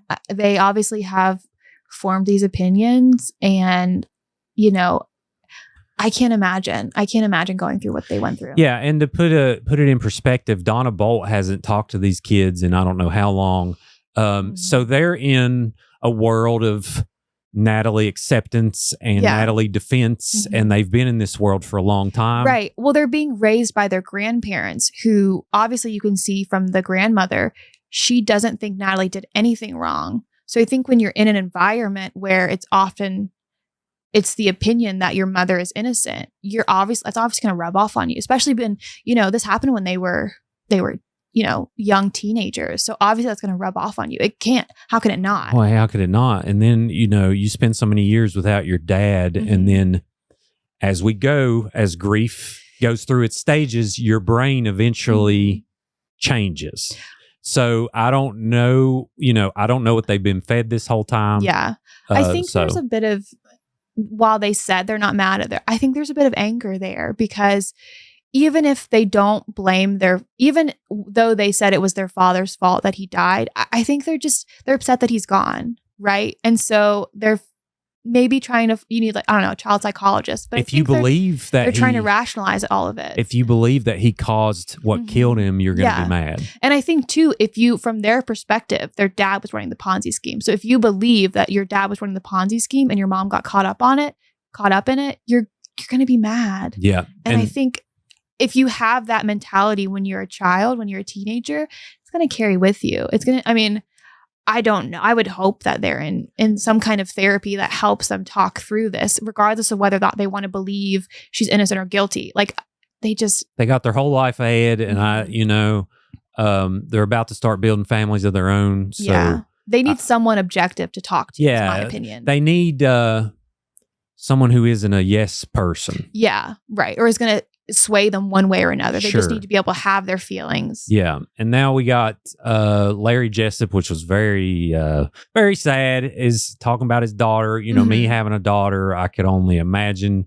But yeah, so I don't really. It was interesting. He said like he was like a professional accountant, and the prosecution was like, whoa. Yeah, he has like an accounting degree or something. He did something in accounting. And they're like, so did you not help your daughter with her accounting? Like, you know what I mean? So they were trying to imply that, like, if you understand numbers and money, your daughter could have never reached out to you. If she's claiming that the Ponzi scheme or whatever got out of hand and she needed help, like, why would she not turn to you? If you're her trusted person, why did she not come to you? And you have to turn on this Independence Day level of force field around you when this evidence comes to just say, pew, pew, pew, just not listen. You know what I mean? That's one way to put it. It's like... Yeah. Now, they weren't there for most of it because they were supposed to testify. So I think for all the prosecution's witnessing or witnesses calling and whatever the word is, they weren't there. Her family was not there. They weren't allowed to be there. And they got removed, right? From the witness Yes. stand? Which was never really told her why. mother did something that wasn't discussed, but I think it was probably similar to what Donna did. But she did something that Daphne did something to disqualify from testifying. I never asked about the father because it wasn't found out until very late that he wasn't testifying. But obviously the kids testified, and so they couldn't be there for any of the questioning of the prosecution's witnesses. Yeah, and I'm glad they all got to speak at some point. And Mama Bear Donna speaks. Yeah, I really think she really hurt them in this way. Everything Natalie did, she had an excuse for. Oh, okay. Oh, I'm talking about Donna. Okay, let's talk about Daphne. Sorry. To Donna. clarify, let's talk about Daphne Jessup, which is it's very different. Natalie's. Sorry. Yeah, these are different. Vastly, yeah. So Daphne gets up and she mentions several things. She mentions War Dogs, which I don't know who's watched War Dogs, but I have, and it has 500 F words. It has nudity. It has all the things. Yeah. Maybe she did. Maybe they did sit down. But I do think that did happen. Yes, that gets into my theory. It did. So, I think it was brought up that he had watched the movie and liked it. I think that was maybe possibly the only lie they didn't tell. I think it was brought up during Bledsoe's questioning, and I think they called it war. They called it something else. I think that was fed. And the Bledsoe was like, "Don't you mean war dogs?" Yeah. But I think Natalie sparked a fire in her brain. When did it come out? Let's see. When did that? It went in 2016. Okay, so then they started it in 2017. Yep. I think that sparked a fire, and I think that later on, maybe there was this is all allegedly, maybe there was some kind of conversation like, Mom, you remember when we watched that movie War Dogs?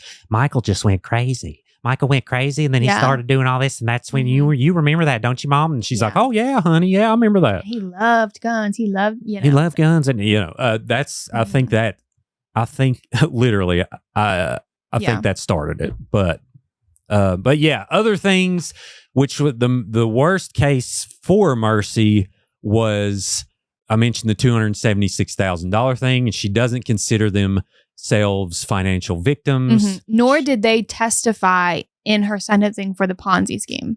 Yeah. So she didn't classify herself as a victim then either. Yeah. So Natalie, it was proven without a shadow of a doubt, and Natalie pled guilty to stealing millions of dollars. And Daphne says, well, no. And then not only that, she kind of implies that Michael was doing it. She said, and then she mentioned the car frame. She said she got arrested. It wasn't money laundering. Right. It was, which she brings up the Cobra, which we talked about, is Natalie used money from the pawn scheme to buy the Cobra from a different state.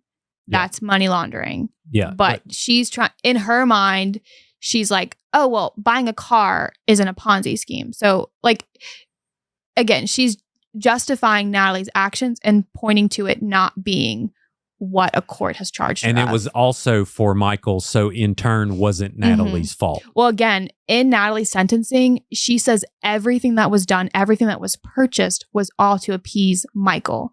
So she has set Michael up for years, saying that everything that was done was because of him. Everything I did was for him. So and to that too, Natalie, there was a part of her that was a people pleaser, because there's people that reached out that said, yeah, with the whole youth sports scandal, I know that there was a bow mentioned for $500 some. Yeah. She bought that bow for my sick kid, and then my sick kid had to give the bow back after the investigation, so. No. And the scholarships and all this stuff. So I looked into the scholarships because we had, I don't know if you want to talk about it now, there was a mom who testified as a witness for the prosecution in the No Mercy phase. Oh yeah, later. Yeah, we'll get to that for sure. And kind of a close on Natalie is the final question basically led Daphne to say, Did she commit the financial crime? No. Mm-hmm. Did she murder Michael Cochran? No. And then it was like, okay, well, it's done. Like, Yeah, I mean, you might as well just go home. Yeah. Oh, and then we have, so this is, I thought this was very interesting. I don't remember her name. I think it was like Angie Martin. Angie Martin. Okay, there it is. Yeah. That's good. This is the only friend Natalie had stand up for her. Every other person that testified on behalf of Natalie for the mercy phase was a family member, an aunt, a sister, a niece, like her kids, her parents. She had one friend who testified for her, and this friend met her after Michael's death. So after Natalie was done with the Ponzi scheme, because she was, under charges, after Michael died, before it came out she was being indicted for his murder, but after it was known that she was being investigated for Michael's murder, this is when Angie Martin comes along. Her daughter is dating Natalie Michael's son. Yeah, I believe that's what it was. So that's how. So she only knew Natalie for a very short period of time, and again, it's after all the crimes were committed. Yeah, and I'm gonna give a theory here. I think this was just another victim of Natalie's lies, and I think this person eventually is going to do some research and regret this. Well, she said that she did research. She said that once it was known that her daughter was dating Natalie and Michael's son, she looked into her and read all the cases. But this woman ends up hiring Natalie to work in her antique store. Sure. So I mean, I don't know. You kind of gotta. I imagine Natalie is so charismatic and friendly. Maybe I don't know. I mean, I still don't know what she sounds like. Well, I think at this point too, you have to kind of. So she's kind of connived her way for over a year and a half now into the Ponzi scheme to be able to convince people to give her thousands and thousands of dollars, up to over $1 million. And so you have to kind of think like, is she thinking about her defense at this point? Is she trying to make friends who will be sympathetic to her, who will, eventually? So I think you have to, because she told everyone she had blood cancer. Chris brings it up later, like talking about all of the times that Natalie volunteered and all the work she did. He mentions like, you have to call into question every good deed that she did, because now that you know the crimes that she committed, you have to question, was the good deed to offset the crimes? Was it a smokescreen for the crimes? So again, you have every good deed that she did. I think you can call into question, even being kind to this woman.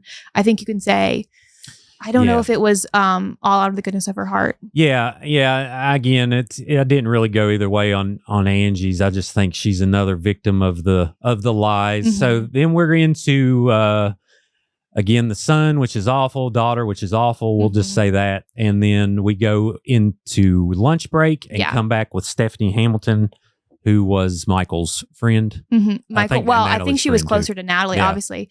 I will say at this point, every single one of the defense's witnesses has left when we come back for lunch. I don't know if there was a conversation that Natalie didn't want them to be there, or they didn't think they could handle it, or whatever. But that side of the bench is cleared.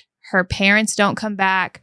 Her kids don't come back. Her aunt, her niece, her sister, none of them come back and hear what the prosecution's witnesses have to say about Natalie. Which I don't agree with. And I mean, they were there. These people sat here the whole trial. Well, after they testified. Well, I think too, the jury sees that, right? I think if you want to support Natalie, you should be there. She needs that show of support. I think you can explain it away previously when they're not there for the prosecution's presentation of their case, because they have to testify. But for this, all of them should have been there. Yeah. They could have sat through all of this. It's kind of like you're turning blinders on again. It's like, I don't want to listen to anything that doesn't say Natalie's awesome. Yeah. But on the opposite side, it was filled with people. I mean, not all of them were there. I think, like the Hamiltons and Chris Davis and his family, I think they struggled with coming and listening to, when Chris was tested, the defense speak. Yeah. But they all stayed for each other during this point, and they all waited until the verdict came in. Well, that's good to know. So not all of the people in the evening were there for the morning? No. Okay. Well, okay.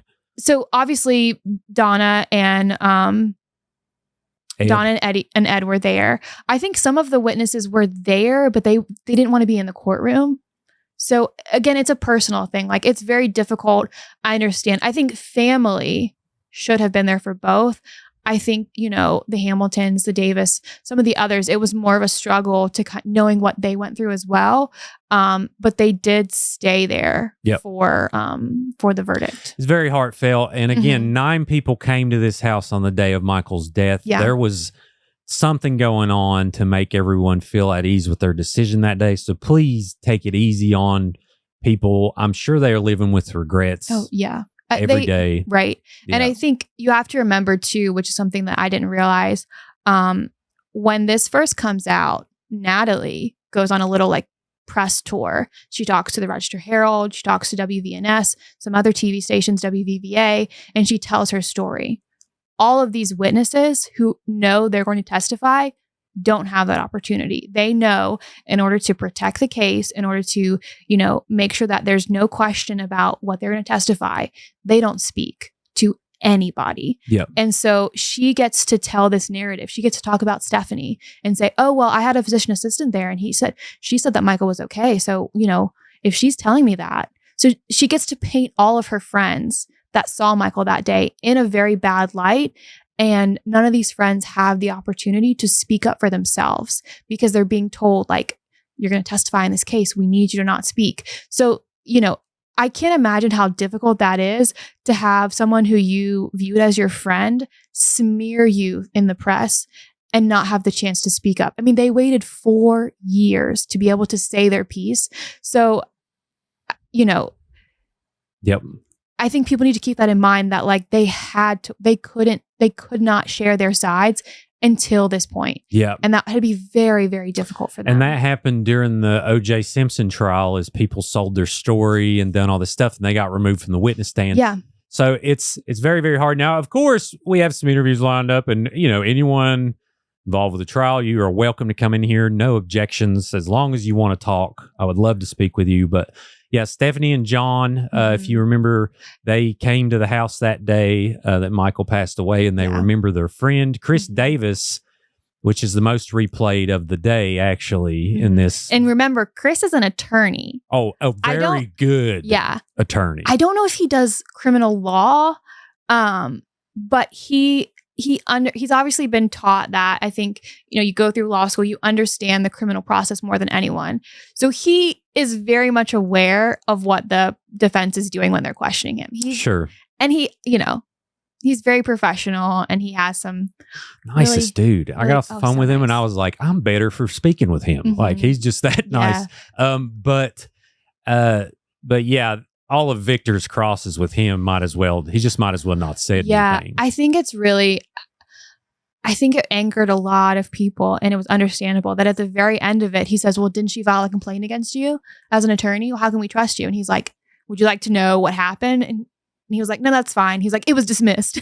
Yeah, well, and then the prosecution gets up, and they're Tom's like, okay, we're going to give you a chance to speak on your ethics complaint. And so everyone knows, was this from behind bars she filed this ethics complaint? I think this was in between her guilty plea and her sentencing. So at this point, she's not behind bars. She's on home confinement. It seems like it happened. And again, if you want information about that, the fact that there was a complaint, the West Virginia Bar Office of Disciplinary Counsel, they will tell you. They have to tell you if there's been a complaint filed against an attorney.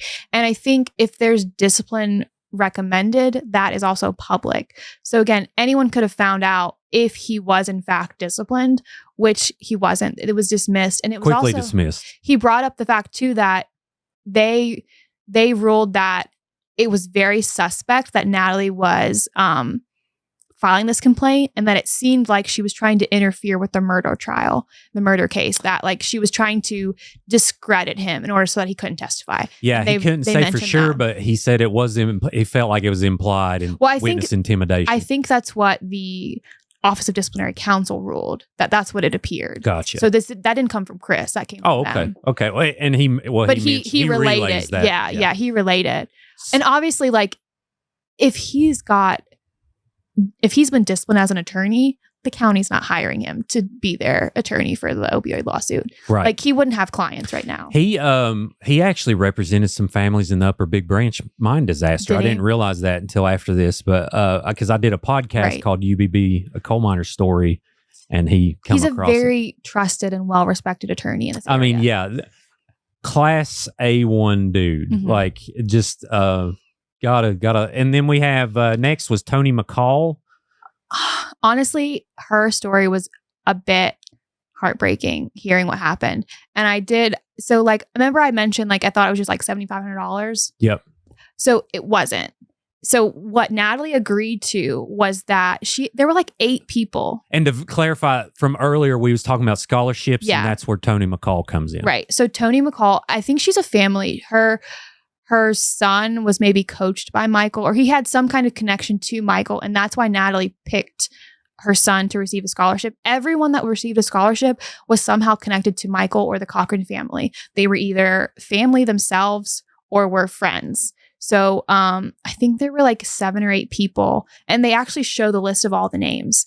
And when we reported it back in 2019, what the scholarship was described to be was simply a full ride for 4 years, right? That was it. And then in addition to that, each kid yearly was going to get $7,500 of spending money to like cover any additional costs. So this was like, I mean, this would have been like the cream of the crop, like your whole schooling. And they said up to 8 years. They were going to pay for up to 8 years. So if you had a kid who wanted to be a doctor, you got 8 years paid for. I mean, might as well. I mean, it's all monopoly Right. money anyway. And I was going to ask you to do math because, you know, when the defense was questioning her, they said, oh, well, you didn't get scholarships because they seized all of her money. Right. Yeah. And I found out how much money they seized, and the amount of money they seized does not even amount to how much she pledged. Tell me it's $408 or Oh something. my gosh. No, I think it was like,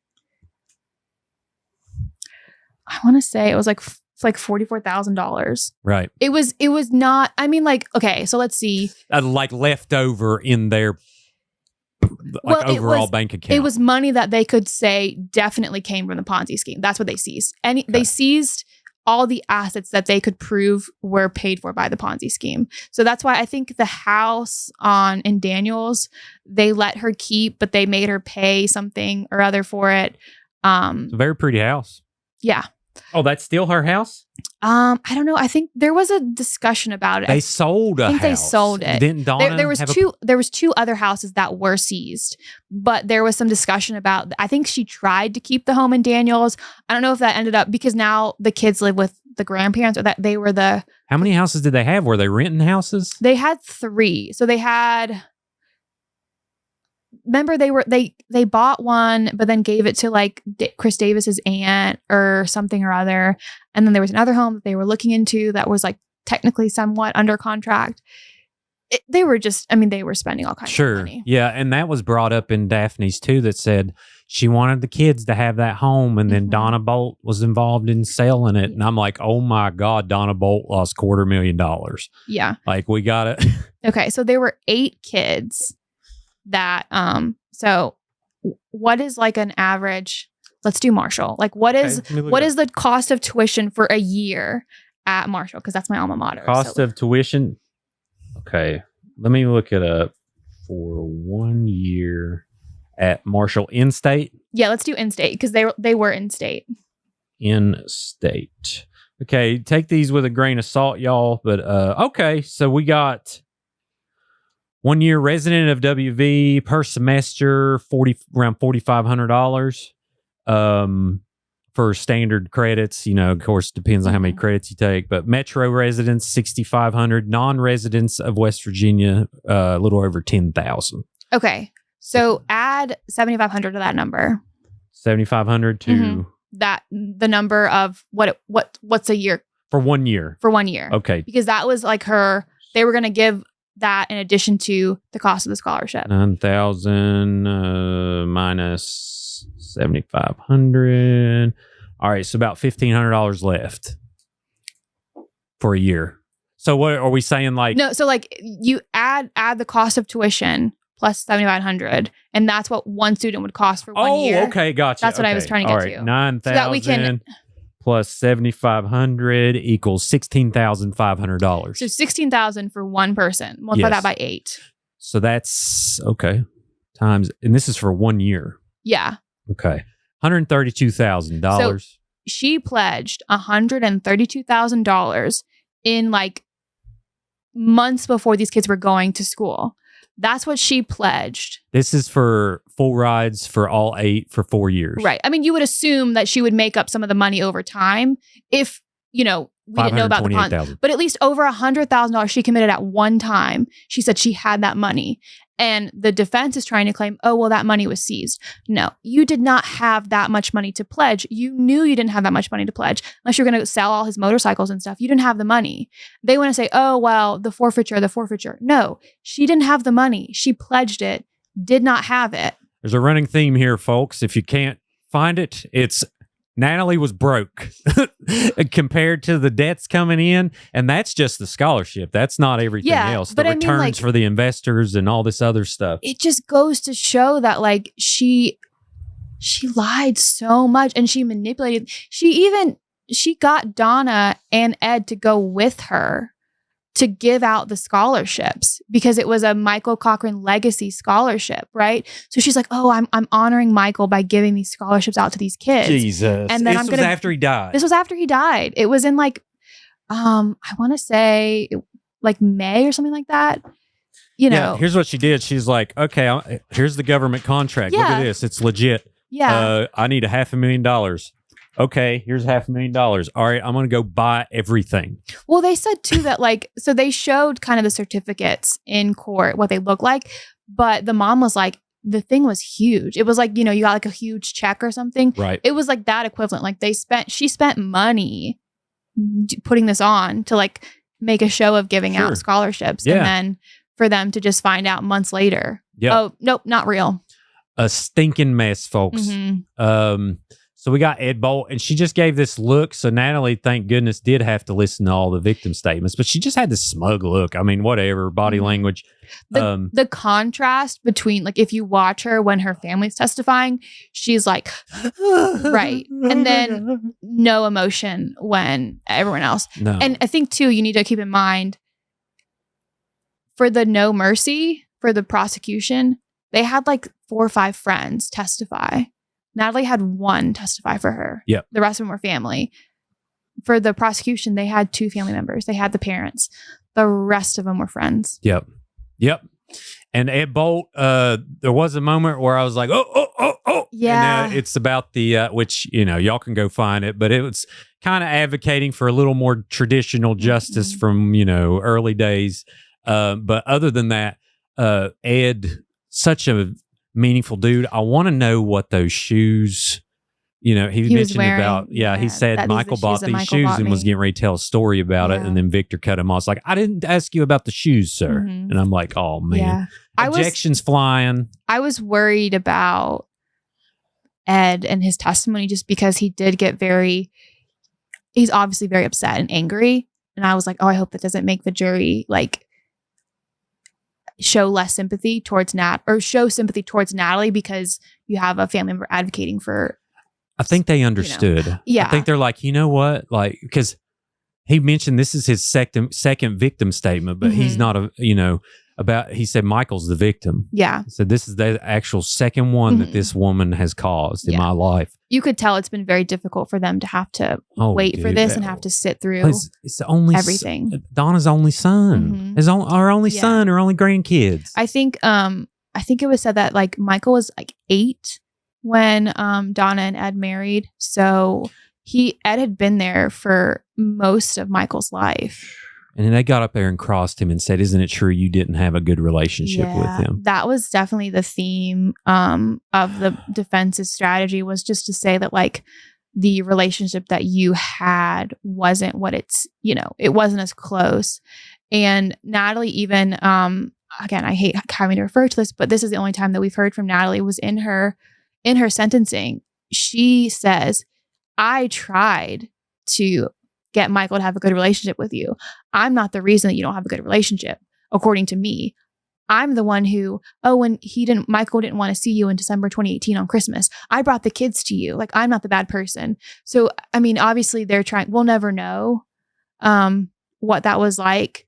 Every family dynamic is different, but I think for them to make this claim that they were so distant, it was very hard to watch because you can obviously see how much how much pain the family's in, and now to claim that like you didn't have any relationship with your son. It's heartbreaking. And listen, a majority of families, people get busy, they grow up, they have lives, they spend time on holidays, they go to church on Christmas. Well, Ed they asked him like, why'd he move out? He's like, he grew up, he became an adult. Like, I didn't see him every day because he became... People grow up, and good parents let them grow and don't make them feel guilty for not coming to their house every other day. You know what I mean? Right. We all want to see each other, but people get so busy. It's just life. And they were so distant that he got them to give them $250,000. Like, they were so distant, but yet they gave him that much money. That doesn't track to me. If we're that distant, I'm not trusting you with my money, even if you're family. Give me a break.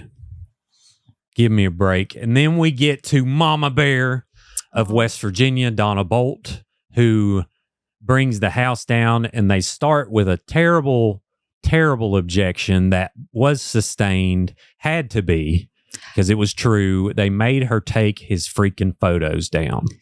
Okay. As the objective voice, I understood what the judge was doing because... Well, he had to. I think so. He was trying to give Natalie the best chance at getting mercy, which is her right. And he didn't want... And again, I think Matthew said like, they can't unsee it, which they can't. So in a way, the prosecution somewhat won that because they did get to see the pictures. But I think because they weren't brought up during the trial, they weren't admitted into evidence. That's why the judge was like, we can't show those. But I'm going to take a guess. I don't know, but I'm going to take a guess. If he didn't object, the judge would have allowed it. Oh, yeah. Well, I mean, if there's no objection, then of course. So, I mean, before she even got to speak, Victor objected and brought, I think it was I think he should just left it. I think, because like you mentioned, the jury saw it. Yeah. And then they see a mother have to take the photos down of her now murdered son. Yeah. Well, I think I understood what the judge was doing. But again, at that point, Matthew had objected so much during every single person testifying for the prosecution that you were almost like you were pissed at Michael or pissed at Matthew. Sorry. Oh yeah. You were mad. You're like, every single thing you're objecting to. I think if he had been less objection heavy during the like prosecution's witnesses testifying, I think he could have gotten away with his objection without coming off as, in a certain light. It was overkill. It was like every come little on. Right. And for the most part, the judge overruled the objections. Like, no, she's allowed to say her piece. But this one again, it's not he had to because it wasn't evidence. I just think he went overboard with some of the other objections that this made it seem like, here we go again. Like he's just, so sure. I think at that point it was like kind of like read the room. And the defense too, I'm sure maybe the jury thought was they show Michael's decomposing body without even a warning to the court, and Donna starts wailing. That was I could barely look at it. I can't even describe it to you. I don't understand why Stanley did it. There was no reason to do it. He could have showed I think it was, I forget who he showed it to. Dr. Banerjee, I think maybe. Because because she reviewed, obviously, those photos, they were taken as part of the autopsy. That's part of the standard procedure is you take photos of the body. That's why they have them. But as far as displaying them, putting them on a projector. Without even saying. I mean, he didn't give warning, but it was very clear what he was doing because you don't see it, but Natalie's kid, I think it was just her daughter, she immediately walks out because you could tell. You could tell that we're about to see some really, really just awful photos. And so the daughter walks out. Natalie's mom follows after her. And then he just shows them again with very little warning. And then she wails and everyone hears it in the nation. It's awful. It's terrible. It's absolutely. Did Daphne leave? No, she stayed. Did she stay? She never left for anything. The oh no, wait, Daphne. Yes, I think Daphne her and the daughter left. She followed the daughter out. Yeah. And which is horrendous. I mean, but the point that Stanley was trying to say is, look at the decomposition. Right? Isn't it true you couldn't tell? Yeah, if there anything. were tumors, and But it was like this backfired. I don't even think the jury was able to, because again, it was so you hard to comprehend look at what they were even saying, and it was up for a short time, which thank goodness it was. But at that point, if you can't even really look at it, which nobody wanted to, what is the point? Yeah, and so many things. First off, she didn't get to read her 8 pages. Which I understood why. I understood the judge, but I think what she did say was impactful. Oh yeah, it was, and you could see she was looking. I don't know how she looked 50 people in the eyes, but she did. She was whole ready. time. Yeah, she's like, I've waited so long and sat through this, and y'all are going to listen. And she not only she gave her full account of that day, how Natalie didn't call her till he was in ICU, how she gave her the wrong hospital, how she wouldn't let her in ICU. She even said that Natalie mentioned giving him a bath and quote pinched his balls. Well, she told that to her mom, and Natalie instantly winced, just knowing like, oh, that's not good. You know, it was just so heart-wrenching. But it was done for me during the morning. But here it was like, why? I mean, we can vote now, like you know. But they still had more to go. Right, and then Bledsoe kind of finished it out. Well, Heinzman, sorry. Yeah, Heinzman got up, and then there was more. And again, his whole point was just to say, like, she did, like, the Ponzi scheme, like, she was convicted of that. Like, she showed no remorse for that. Like, it was just to kind of bring facts back into the equation. You know, you obviously hear so much emotion. You hear so much of people's opinions of Natalie. And I think his basis was just to kind of be objective. Like, we know she did all this and she should be punished for what she did. Sure. Yep. And it was pretty well. Oh, they did the closing arguments. Right. Yeah. Stanley got up there and threw. Oh my. Everything. Yeah. Well, he's so the one that got me. Well, I mean, all of them got me, but it's like, okay, what's next? And then he says, and I just thought, how much does it cost for somebody to be in jail or in prison? And I looked it up. You know, you'll have to pay $600 or $600,000 for a year to take care of Natalie Cochran. Let her be an active member of society. Yeah, which let her pay taxes. I have something to add about that. So, yeah, it was. I was like, no, he didn't. I'm like, my goodness. For the kids, I understand. Give her time to, you know, to repent for. Cool. Those arguments make sense. But to say, like, you don't want to pay for her, do you? Do you want to be the one to pay for her being in jail? Like, that was just the most ludicrous thing I'd ever. I mean, because if that's the case, well then, so we should just let every criminal go because we're paying for them? Like, that doesn't make sense to me. It may, especially like, the murderers. Yeah. Like, I'm all about that for nonviolent drug offenses. Right. Yeah. But murderers, like, well, you could make the claim too with her money laundering and like the Ponzi scheme. Like, those are white collar crimes. She shouldn't be in jail for that. Then we're paying for her. Oh, you know what I mean? Like, if you're going to use that argument, you can use it for everything. Yeah. Like, so let's just not have jails.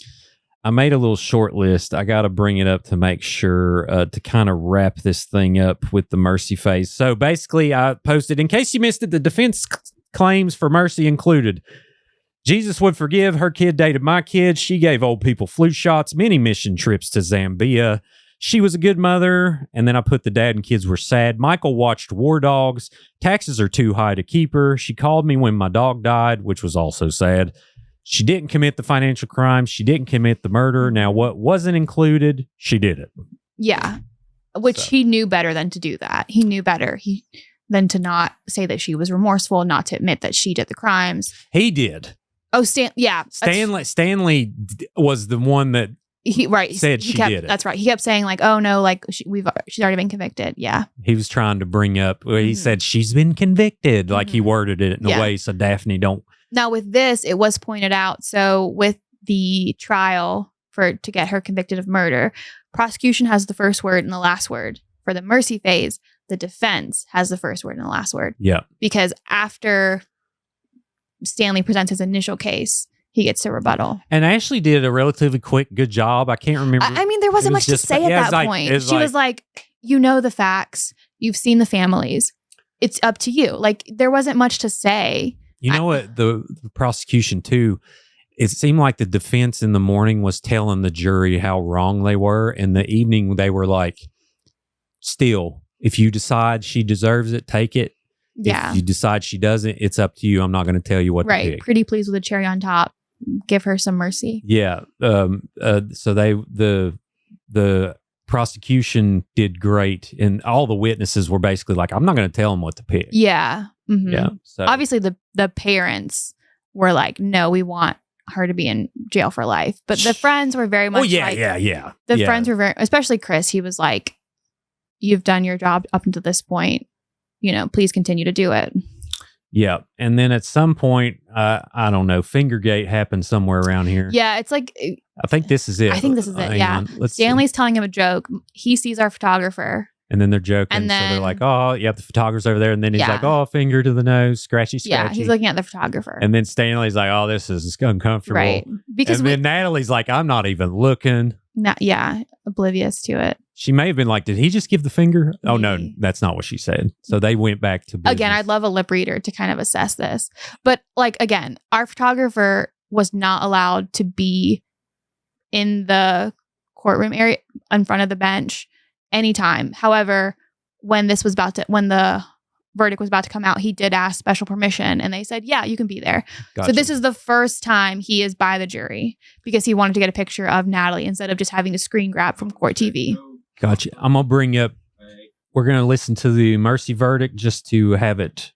And to add a little bit of like tidbit. So like you guys didn't see this, but before the verdict for the murder and before this verdict for no mercy, 2 bailiffs walk in and they're just like standing by the door, just like waiting for something to like happen.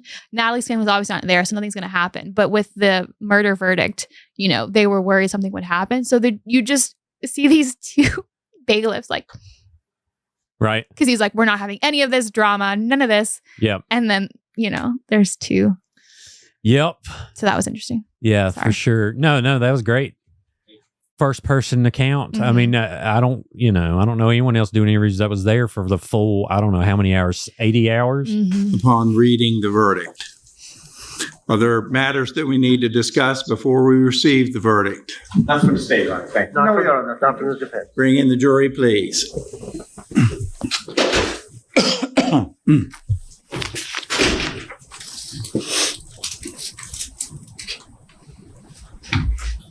So she pretty much knows, I think. She has. I mean, you never know what she's thinking, but she doesn't really show much emotion afterwards. So I think she knew. She's like, yeah, whatever. Let me appeal. Basically, I think she's already planning that. Oh yeah.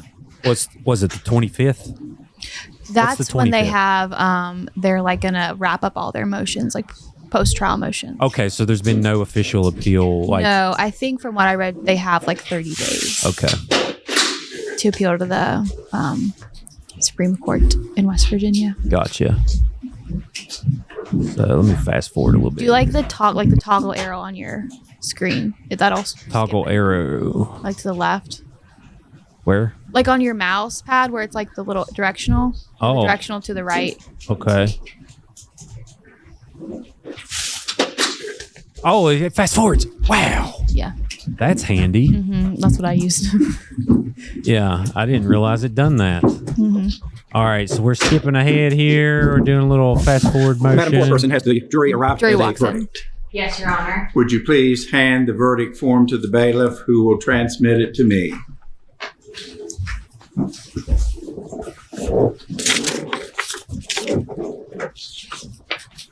Will the defendant please rise? In the case of State of West Virginia versus Natalie Page Cochran, case number 23-F-343K, the verdict is as follows. Having found the defendant guilty of murder of the first degree, We, the jury, recommend the following. We, the jury, unanimously do not recommend mercy. The verdict form is signed by She's kind of like, the jury. It is dated 1/30/2025. Does the state wish to? Now, on this too, from what I understood, it was a concurrent sentence. So if they would have granted mercy, she would have spent maybe 8 years for this murder. Is that I right? think the judge did that because it really didn't, I guess, essentially matter. I think if she had been granted mercy, I don't think the judge would have done concurrent sentences. I Okay. think he would have done consecutive. But again, the prosecution just asks for clarity and he doesn't really think much on it. He just says, we'll run them concurrent. At that point, she had been given no mercy. It was life in prison. So that I think that is why. I thought they he asked did it. before. I thought the No, jury asked to clarify. No. The jury Did would they not be not? allowed to ask questions about that. No, it was Tom Truman gets up and said, "Hey, just so like we're clear, like are we running them consecutive or concurrent?" And the judge was like, "Yeah, that's a really weird question because of the situation that we're into. I think I'm just going to run them I concurrent." swear I thought that was after the close. It was after the verdict had been delivered and the jury Oh, left. okay. So it was after this. Yes. Okay, Yeah, it was gotcha. after this. Okay. I think it's probably right after. Gotcha. Well, no biggie. And again, it does matter. And if she had been granted mercy, I think Kirkpatrick would have sat with it a little bit more Yeah. because technically it's not always back. So she could have, yes, she was given no mercy, but in the other case that I followed, it was a no mercy or it was the defendant received mercy. And then like a month later, they had an actual sentencing and the judge decided on concurrent or consecutive for all of the. So again, because it's a life sentence already, it doesn't so much matter how and when she serves them. I guess what threw me off, I know exactly what threw me off, was the mercy phase for the son. The defense said, now you'll be 32 years old when she gets, and that's 15 years from his age. Right. They were really, the way that the defense painted how long Natalie would be in jail was very deceiving because nobody knew how she would be sentenced. Technically, the way that it was explained to me is if she had received mercy and the judge had decided to do concurrent sentences, she would have only served about 4 years because she has 11 years to serve for her for the Ponzi scheme. She is getting some credit for the work she's done in the prison. And so if it was concurrent, her start date for the murder conviction would have been the start date that she went to jail for the federal charges. Okay. So she would have gotten credit for all of her time on the federal charges for the murder. So she would have gone to jail for like another 7, like, I don't know, maybe like 5 or so years before she would have been up for parole. Okay. So, but that's not what happened. She gets the life sentence and he sentenced her to concurrent because again, a WAP as it's called. now if she gets an appeal, if it's overturned, if we go through this again, it could be completely different. But as of now, They'll have to, it's going to be hard. I think, yeah. They're going to have to come up with some smoking guns. Yeah, I mean, obviously, like, she has nothing else to do. She's going to appeal. Of course she's going to appeal. Oh, yeah. So, she'll appeal in every court. Yeah. known to- I mean, procedurally, there's a lot of intricacies that go into an appeal, but essentially, she appeals to a higher court. She has her attorneys make a case for why she thinks she deserves an appeal or why she thinks her charge should be overturned. And then they'll have to make claims as to why. I think they'll focus on the evidence that was admitted saying it shouldn't have been or, it was misconstrued or whatever. I think they'll focus on that. Yeah. Maybe she can say ineffective counsel. Who knows? And then the Supreme Court will review it. I don't know if there's always a hearing necessarily or if they just read what the appeal is and they read the response from the prosecution and then decide. Yeah. But I don't see her getting. It's very, very hard to appeal a murder trial because first off, the evidence was overwhelming. Second, she's going to borderline would need DNA that clears her. Yeah. Well, I mean, I think maybe you can claim that like the jury was too quick to judge or there's honestly unlimited strategies. It would be a procedural that they thing could, that they'll probably I will attack. say, so what I found out previously, Natalie was convicted of like what they would call like white collar crimes, money laundering, wire fraud, nothing violent. But now she's convicted of a violent crime, murder. So from what I'm told, that is going to affect, I think, how she's possibly where she stays and where she's going processed. to Hazleton. She's already there. Oh, she's at Hazleton. Yeah, that's where so from what I looked up, there is no high security prison for women in the United States. The max that they have is a minimum security prison, and it is Hazleton. So she's already where she would end up. I think she wanted to be in Alderson, but that's a much lower security. So I think she's been given a little bit more freedom at Hazleton. It talks about her having, like, she's a barista. She leads like devotionals. There's some stuff and stuff like that. So this is all to be continued. There's a lot of weird things going on that I don't really feel confident in bringing up yet, but there's some stuff unraveling. But I do think it's because of what she was convicted of previously that she's been given more leeway in prison. I think anyone with her charges would be. However, now she has a violent crime on her record. So you would think that her access in the prison is going to be a lot more restrictive because she is now a violent criminal. You can't. I mean, you can't hardly assume anything with Natalie anymore. Yeah, it's just but again, you would. Fun fact: Whitey Bulger actually went to Hazleton. Really? Yeah, I think that's yeah. So anyway, I mean, if she was a man, they'd ship her off to a high security prison, but there's nowhere to ship women who are charged with those violent crimes. Right. So we've made it. So I guess we can do some final thoughts. I'm going to give my theory, and then we'll have a little bit. We'll have. I know we're on a little bit of a time crunch today. We'll have about 20 minutes for Q&A that we'll try to get to as many questions as possible. I don't know, objectively as you can, where do you think the defense lost? I mean, I think to begin with, the evidence was not on their side, obviously.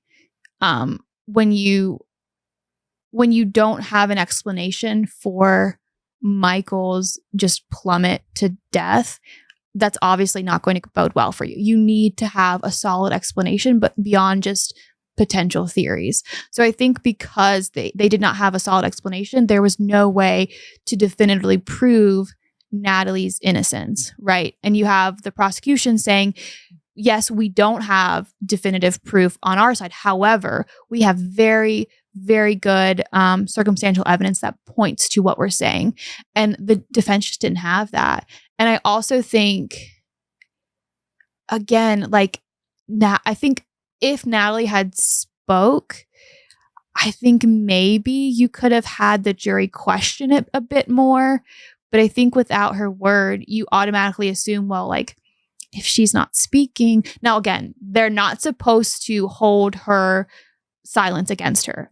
That's very clear. Mm-hmm. But I think on some level, you expect her to say something. Yeah. And when she doesn't, I think all their theories, essentially all of the different theories they threw out without being able to hone in on one theory, I think that was potentially what caused them to lose, just because, but again, like, they don't have any proof on anything. So they were trying their best, but it was just, there's too much thrown out as a possibility, in my opinion. I think you're right. Not presenting, going back to O.J. Simpson, they also threw out, this didn't happen, but not only that, here's what happened. There was nothing definitive. Right. They were just trying to, they just questioned everything. Well, you can't say definitely, so it must be no. You can't say she did use insulin, so it's a no. Oh, you just have a puncture mark. Well, do you have a video of Natalie using insulin? No. Okay, then she didn't use it. Like, that was their whole thing, is that if you don't have that 100% proof, then you have to throw it out. And that's not realistic. You know what I mean? You can draw a very good conclusion from the evidence that was presented. And that's what the jury did. Oh, yeah. And Ashley Aker did. Mm-hmm. And that's, ultimately, I think that close had a huge factor in it. I'm anxious to see how much, but yeah, the evidence for me as a diabetic, again, they proved it that he died from insulin shock. And I deep dove into some insulin murders, and it's frightening because you hear Donna Bolt bring up in the Mercy phase. She says, he came to, his eyes opened. There's a reason for that. In these insulin murders, if they catch him in time to at least treat them somewhat, their sugar comes back and you confuse brain damage for recovery. Right. But that's how these insulin murders happen. As difficult as it was, and I mean, I know she was holding on to a lot of hope, and I think seeing that, like, she wanted there to be some kind of response from the medical team. I think at that point, Michael was probably as sad as it is. Like, I think he was brain dead. I think maybe it would have helped Donna if if there was more treatment that was done. Maybe that would have at least given her some kind of hope, even though I think Michael was going to die, but like seeing that and not having like any kind of like medical response to it, I think that was to Donna, that was very telling of where Natalie's head was at. Yep. It just awful. I think what got me was at the very end, it seemed like Michael was in pain. And that's the worst part, is that we had the hospice nurse come in and say that like he was moaning and his limbs were moving, and like they were giving him meds every 15 minutes, and it took over an hour for him to calm down. And so that's the word for me, knowing that like somebody was in pain before they died, like that. Very painful. I can't even, like, that was the worst part for me, is knowing that he suffered and he didn't have to. Yeah. And Donna mentioned like he's supposed to have another MRI, went to hospice. And then Natalie said, well, he had in his will, I don't know if this will exists, maybe it does, but that he would go to hospice. And then, but he did, he had brain swelling. That's what, that's how he died. And again, too, like, if this is your spouse and the mother, even if Natalie was correct in there was no way for Michael to recover, how do you not have a conversation with your spouse's mom about this? How do you not have a conversation that like you come to an understanding? Or like, what does it really matter if you give him one more MRI? Like, you know what I mean? Like, there should be a discussion as opposed to just a unilateral decision. Which gets us into, it was a quick burial, and there's a lot of people. Donna mentioned on the stand that she was not allowed to invite anyone. I have heard from people who have worked at Questenberry that it was very odd. And that's why they had to exhume him the first time, is because these questions were raised later, which is also why we're trying to get legislation put in place for the Michael Brandon Cochran law potentially this session, where it requires what's called a C-peptide test, which would have put her charged in 2019. There would have been no doubt. So anyway, basically an overview of what we're trying to do there is when someone is in this case in ICU, still alive, or has a suspicious death with a certain criteria, that they get this test as soon as they possibly can to test insulin levels in the body. But like you mentioned, I don't think the objections necessarily lost the case, but I think it did not come off well, especially in Raleigh County. Yeah. I think the prosecution did an exceptional job of providing exactly what happened and proving insulin death to me. Again, I'm a diabetic, but his sugar's not going to be 21. His, the length of time, this is going to be hard to hear. And I don't mean this in any way, but if they would have called an ambulance when that photo was sent out, he would still be alive. And that's hard to hear. That's nobody's fault but Natalie's, first off. But that being said, I think I'm going to give an alleged theory. And I don't know if this is responsible or not, but just to kind of make sense of this, I'm going to do it. And then I'm interested in hearing everyone's thoughts. Again, this is just completely out of my brain, not Jozy's. Completely alleged, but there is text evidence of Michael and Natalie that was submitted in this trial of them arguing the day before, and it's over financial issues. And so what I firmly believe happened is when this argument came, it may have been the final straw. And then the next day is when Natalie had all this planned. She said, throughout the alibi, sprinkled the alibis of them being sick. She went purposely to the hospital. Now, the doctor couldn't remember, said, I think she was sick, gave her promethazine, which is a sedative too. But so after that, she texts Stephanie, right? No, Jennifer. She texts Jennifer saying that steroid has really raised my sugar. It's 280, going to be on insulin shots. Later to come to find out there is no glucometer there that they found. There's none that she provided. And there's nothing about her sugar ever mentioned again. So that in turn, Jennifer being a good neighbor and a good friend, she wants to help her friend out. She puts the goodie bag together of the insulin and the Diet Coke and all the things, gives it to Chris. He takes it to the house, drops it off. Chris doesn't look in the bag.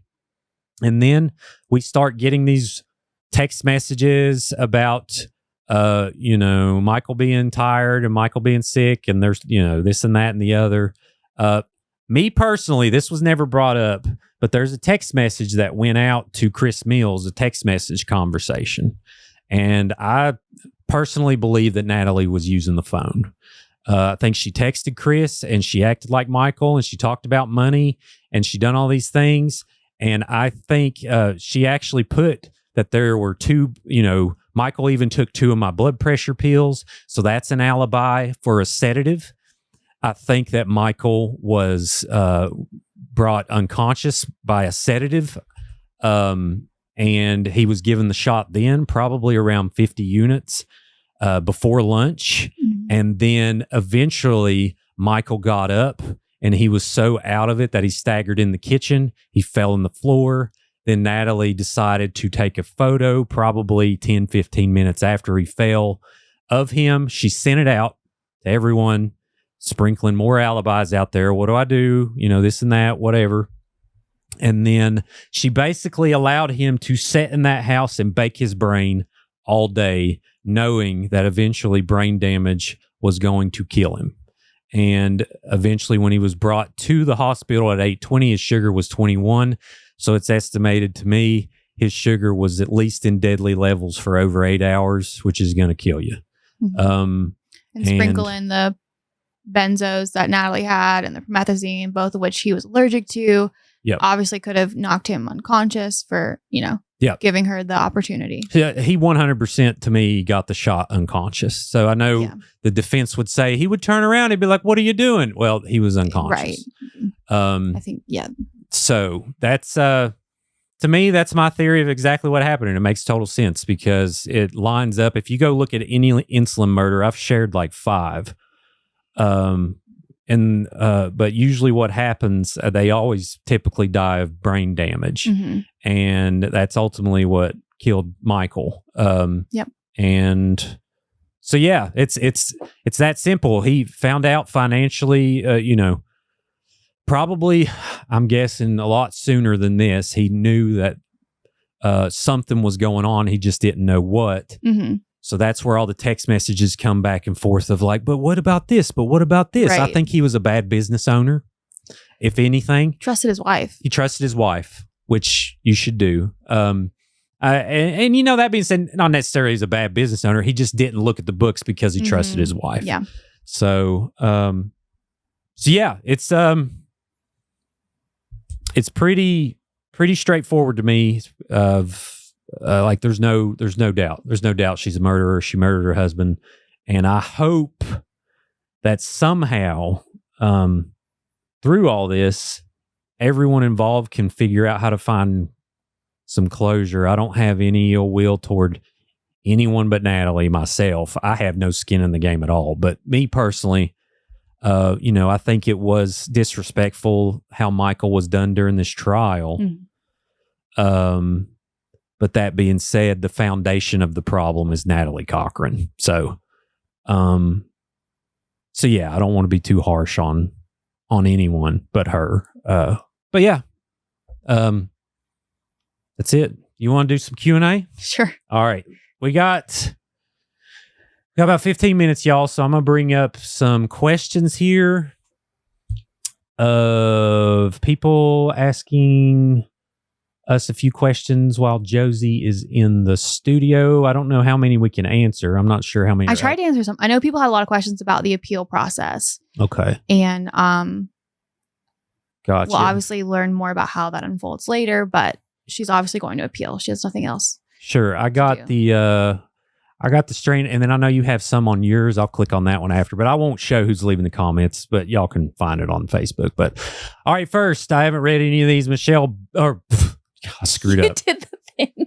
I already screwed up. All right, cancel that. Why were none of the platefuls of supplements in most Mexican anabolics ever brought in for evidence? Were they ever found? Were there blood tests that showed he had any in his system? Or did they just take that convicted liar's word for that too? Basically, yeah, there was no evidence. No, Natalie told Bledsoe when they were at her house that I think she just brings it up that like, oh yeah, he had a bunch of supplements, but I threw them away because he's dead. Yep. So she there you got rid go. of them. And she also couldn't provide a glucometer, which she said she checked Michael's sugar for whatever random reason in these alibi texts, I'll call them. Mm-hmm. And it was 145, and that was never provided or proven either. So next one, why was she allowed to wear street clothes? I thought she should have been in her orange jumpsuit. We kind of touched on that. Yeah, no, she during a trial, unless there's really extraordinary circumstances, the defendant is always allowed to wear street clothes, and then the mercy phase is also a continuation of the trial, so she's allowed to wear street clothes, and she's not in handcuffs. Yep, so that's pretty straightforward. Giving them kind of a chance, just to not make the jury impartial or partial to any type of decision because of how someone looks. If the defendant's family loved Michael as much as they say they did in their statements, then why weren't any of them in the courtroom when his family gave their final statements? This is all opinion-based. I'm sure they did love Michael, first off, but they weren't there because my theory is they don't want to hear these things that contradict their love for Natalie. So a lot of these things would be hard to face because if you face them critically enough, you will eventually figure out that she's a lying murderer. Does that sound good? I mean, yeah. That's a theory. Who knows the truth? That's a theory. So on Jozy's chain, we have, to me, it seemed like her parents knew more about the Ponzi scheme and hinting that we should just keep it within the family. And when they totally downplayed it, saying they weren't victims. What's the possibility that there is an appeal that they can use witness testimony against? So this was really, like I mentioned, I think it's just enabling. I think they actually believe that they're not victims. Again, like if there's an appeal, you can obviously bring up anything that was brought up during trial. I don't think the family saying that the family saying she's innocent of everything will help them in their appeal. No, I don't think so either. I think that it actually definitely put a lock on the mercy for sure. Thanks for the great reporting, Jozy. Shout out. I understand she had been previously offered a plea deal. Any idea that when that was offered to her? Have any of the jurors made a statement? Have any indicated that they would do an interview? No comment. Or have they asked, that no comment was from me. Yeah. Have they asked to remain anonymous? I mean, I think honestly at this point, the jury names can get out. It's part of like the court public record. You have to dig for it. I don't know why you would leave them alone if they want to be. With your Dateline, you're like, I'm getting everybody. Yeah, I'm doxing everybody. Or they ain't telling everybody, but they're definitely getting it. Right. But as far as what did she ask about the plea? Yeah, Tom said that he offered a plea when he got on the case. I mean, that's pretty standard. I'm sure Ben offered a plea as well. I'm not sure what it was. I know. So I watched an interview. I'm sure Tom will tell you. Yeah, he'll tell. He did an interview with Court TV, I think. But he said basically look at it as like a menu. You got A and you got B. Yeah. You pick some things out of A, you pick some things out of B. But it basically wrapped up to she potentially could have pled to between 10 and 15 years. Yeah, she could have pled to a lower charge. Yeah, and that's has nothing to say that like whether or not like she's innocent or guilty. That's a very standard procedure for a prosecutor is to offer a plea. Yeah. And I've got another one. You did an amazing job, Jozy. Shout out. Still trying to gather my thoughts for an email to your boss. Shout out. I would like to know opinion on appeals, changing location for a new trial, her new book she wrote. Who is funding that? Who benefits from the sales? 85 witnesses that the prosecution had. Why so many weren't called? More people involved because of text. So these are good. And we touched on some of those and I'll run through those quick. So that the witnesses had to be narrowed down. My guess, we'll find out because Truman and Akert are coming in, but I think they had to narrow it down because of their short amount of time to study who they were calling. They also wanted to focus their strategy. They wanted to focus on certain things and not be too broad, I think. Yeah. Appeals, I would settle in for years and years of appeals, Lynette. It's going to be very long. I mean, what else is she going to do? What else is she going to do? Changing location for a new trial. There will not be a new trial unless an appeal is granted. Right. Correct. Yeah. Her book she wrote, I'm not even going to say the name of it, but it is available. The Son of Sam Law is an interesting law that keeps convicted murderers from profiting from their crimes. And her name is on a book to be continued. But isn't that about like if she does like a biography? That kind of is. It's about the ministry group. Okay. Yeah. So I mean, you could find it. You can maybe like reach out. But I like the objective opinion. To me, I thought it was like, I think if she uses her experience to profit, but I don't know. But again, I think she talks about her experience. I think her mom mentioned like she talks about her experience in her devotionals. So I don't know what's going to happen with that. Sounds like life. Yeah. I mean, now could she write, little tortoise in the hare, learn what insulin is, for kids? I think you could argue that like in any kind of if you're going to sell this book, like, you need to be like, oh, by the way, she's a convicted felon. I mean, that'd be the proper story arc if she comes out with like a children's book or something. Well, she has to find a way to pay back $2.5 million.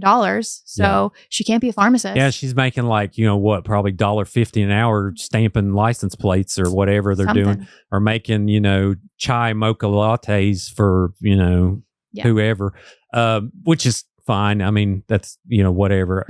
So yeah, long story short, there is a book. It was showed. Daphne showed it. It was kind of like an infomercial during the trial. It was a little weird, but to each their own.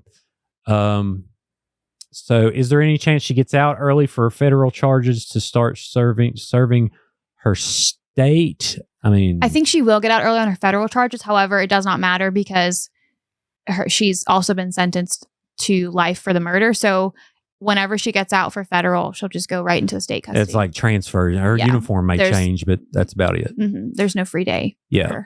Which facility does she go to for her murder charge? We mentioned Hazleton. She's going to Hazleton, I think, because there's no high security federal prison for females. I think she'll stay there. Did her family really get money back? They invested.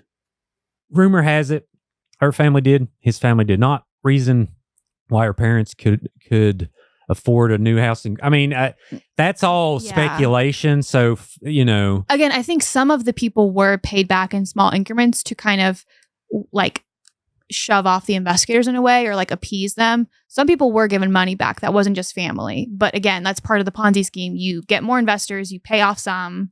Yeah. That's part of it. So to, take up for her family, like, that sounds like total speculation. It sounds like what they did was the right thing, is sell things and then sprinkle out the money to different people. Yeah. Which is, what else do? You kind of line up who lost the most and let's start there and probably give everyone a percentage. I don't know if that's what was done. That's just what I would do. And they, her parents, I'm sure, are successful people and they planned for retirement. So no judgments there. I mean, they're allowed to do whatever they want. How many appeals will she be allowed? No idea. Different courts, right? She has to go to like... Yeah, I mean, so her appeal, the first one will obviously go directly to the West Virginia Supreme Court of Appeals.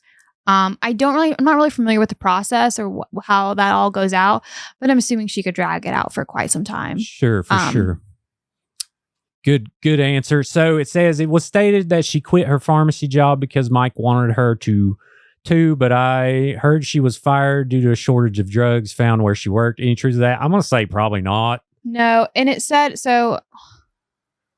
that sounds like more speculation. Yeah. But, it says, so this was in the federal transcript from 2005 to 2013. She worked as a pharmacy, at various locations. She worked at Kroger, she worked at Rite Aid, she worked at Walgreens, and then she worked at Access Health, and then she quit in 2017. So none of those indicate that she was fired due to missing drugs. I think if that had been the case, we would have had another charge we would have heard about it. Yeah. If something like that happens, there's going to be documented evidence. And it's not abnormal for pharmacists to go from one pharmacy to another to better benefits, better whatever. But yeah, now she obviously claimed that she left Access Health because Michael told her to. He was jealous of a employee or something like that. But right. We will never, fortunately, never know. Rest in peace, Michael. A lot of rumors floating around, unfortunately. Yeah.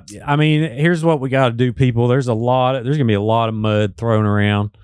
But just keep your mind open on what you hear and make sure it's backed up by facts. Mm-hmm. And that's all we can do. I think that's all the questions we had, Jozy. So thank you. Wow. Thank you for coming. Thanks for having me again. Yeah. I'm sure we'll figure out another time to do this. Until then, like I mentioned to everybody, Jozy agreed to be the official True Crime Appalachian reporter. I don't know. Does it come with a shirt? I mean, yeah. I would like. We can have a uniform. I love shirts. Yeah. We have graphics. Yeah. We'll make a logo. We'll have all kinds of things. So anyways, thank you all. Be sure to subscribe to Creepalachia on YouTube. Like this video. Share this video. We hope we were as informative as possible. There is tons coming out, y'all. Tons. When I say tons, I'm not lying. This place will be probably the official hub in the end of this thing of all Natalie Cochran news. We got a lot of really good interviews lined up. Fingers crossed that they happen. They may not, but I hope they do. And if they do, I hope to see you here. We are on Apple Podcasts and Spotify as well. And everyone out there, be sure to remember, other than rest in peace, Michael, your family, Donna, I want to give you a hug. Cannot wait to meet you. Remember, y'all, we are trying to pass the Michael Brandon Cochran law, which is going to be real important. So I hope to give updates there. But also, don't forget, always remember, long live Appalachia.